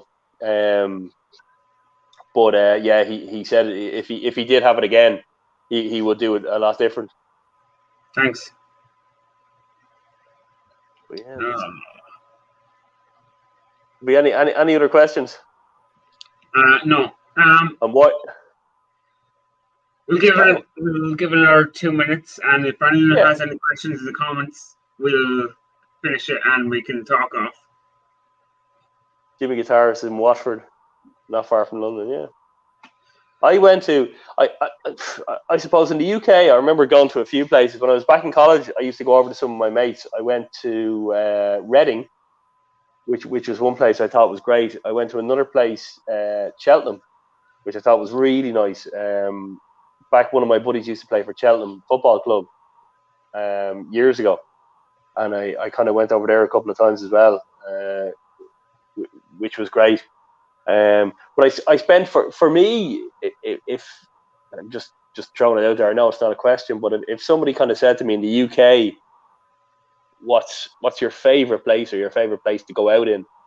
So if you had a favorite place aside from Dublin or from Ireland, where would you like to go out between the UK and Ireland? I'd say Edinburgh in Scotland. I spent quite a bit of time in Edinburgh with work a few years ago, and I made a lot of good friends over there through work. And I have to say, I've never had so many good nights out. Absolutely fantastic city, amazing people, so nice. Some great bars. It's just such a welcoming place. It's unreal, and I'd actually never been before going there. I think the first time I went there was 2013 with work, and I'd never been before. And I remember my first time on the way over there was an absolute disaster. It was most people's nightmares. It was I flew out of Dublin on I think it was a wet December morning, a wet and windy December morning. And I remember being in bed the night before and hearing the winds outside, and the winds were vicious. It was like the end of the world outside. And I was lying there saying, I have to get up in the morning at 4:30. I have to be on the 6:30 flight to Edinburgh. The flight can't fly out. This is ridiculous. And the winds were just, it was vicious. It was like gale, storm force, wind. And anyway, I got up and I got to the airport, and it was a Ryanair flight, and we got on the flight. And I remember sitting on the airplane, as it's boarding, and it was an early flight. It was a Thursday morning, so it was quite a quiet flight, because normally the Monday business flights be busy. And the plane was actually rocking. You could feel the plane rocking from side to side while it was on the tarmac. And I'd be quite relaxed when it comes to flying, because I suppose when I was younger, I wanted to be a pilot. That was back. I love flying, wanted to be a pilot. Did some kind of private lessons and stuff like that, and absolutely loved it. So I was kind of a bit more relaxed than most of the people on the flight. Anyway, we backed off. We took off. It was a rocky, I think we were more pulled up into the sky than getting there. Yeah. But flying over, it was one of those mornings where it was still really dark. It was a real winter December morning, and we were kind of coming down out of the clouds into Edinburgh, and the plane was all over the place. The plane was literally it felt like it was jumping 100 feet, down 100 feet, up 100 feet. And you could hear the power of the engines powering up, powering down, and there were people praying behind me, and I think people had rosary beads and everything. And as we were coming down onto the runway, we were about 50 meters from the runway, and the plane got pulled sideways, and the actual plane turned so much we could see out our window straight down the runway with the crosswind to hit the plane. And it was this almighty shout.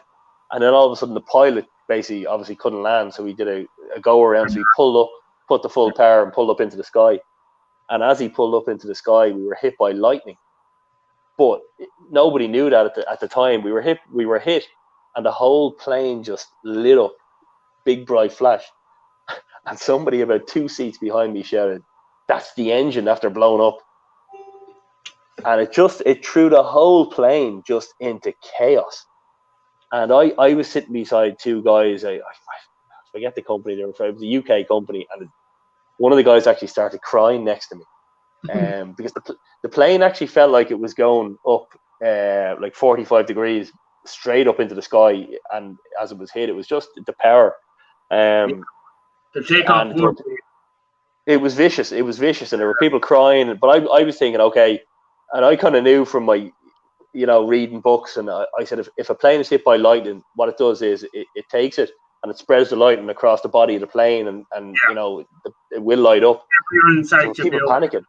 Yeah, but it went up into the sky anyway, and people were shaking and nervous, and they came over from the cockpit and said basically, okay, this happened as we were trying to land into Edinburgh Airport. We were hit by lightning. The airport subsequently closed. We've now got to fly down to Newcastle. I think, or it was either Newcastle. I think it's Newcastle, and we were flying to Newcastle. And as we were flying back to Newcastle to land, that closed. And then they said we're flying to Manchester. Manchester closed. I think it was December 2013. I think a lot of people remember it was horrible weather. And then when Manchester Airport closed, they basically flew us back to Liverpool. And I was talking to the guy beside me, saying, we might as well fly back to Dublin at this stage in Liverpool. Like, we're nearly home again. And we managed then to get into Liverpool, really terrible conditions. And no one really knew what was going on, but we landed on the ground. Like we were told, everywhere in the UK had shut. Glasgow or Edinburgh railway station, the glass roof, because of the wind, had smashed, and everything was closed rail-wise. Airports were closed. So Ryanair either offered to ferry people back to Dublin or a coach up to Edinburgh. So I said, I'm here to work. I'm going to Edinburgh. So I got on the coach, and it was 8.5 hours up to Edinburgh. And I remember being on the coach. I was on my own, and I just remember a girl and her kid behind me, and the kid kept kicking the back of the seat. And I spent like 8 hours. I think we stopped once, and 8 hours, literally, the back of the seat was, my head kept going like this. And, I'm a real kind of quiet guy. I didn't want to turn around and go, "Will you shut your kid up and leave me alone?" But I was just nice about it. But yeah, literally 8 hours. So we were arriving into Edinburgh in the coach, and again, my first time there, didn't know where I was. I had all my details on the phone. Because the day was so long, my phone had died. I didn't have my hotel details. I didn't know where I was. The coach literally left us in the centre of Edinburgh City, pitch black. I didn't know where I was going. I actually didn't know where I was. So I went into the first hotel I seen, and I said to them, I'm booked into this place on this street, and I think it's here, and it's, but I'm not sure because my phone is dead. Do you have a charger? And they were like, we don't have a charger. But the guy knew from my description. He says, I know where you're staying. He said, you're actually about 20 minutes away. But I have to say, such a nice guy. Drew me a map. And he says, so if you go up here and go here and just follow this. And I got there in the end. I think it still took me an hour and a half to find the place. But yeah, first trip to Edinburgh, absolute disaster. But on my way, once I got into Edinburgh, people were so nice to me. And from that day, once I actually found my hotel, I was delighted. I think I ate everything the hotel had because I was starving. I ordered I think it was about 70 or 80 euros worth of room service. And I actually made it into work then on the Friday, which was good. And I think I ended up staying till the Sunday because I was too shaken to fly back home that early after what happened. But yeah, it was good. And since then, I've been back so many times. And yeah, to be back to what I was saying, my favourite city apart from Dublin, got to be Edinburgh. Okay. And on that, we will actually finish. So say your goodbyes. I will thank everyone who has commented, liked, and if anyone has shared it, thank you. Thanks, everyone.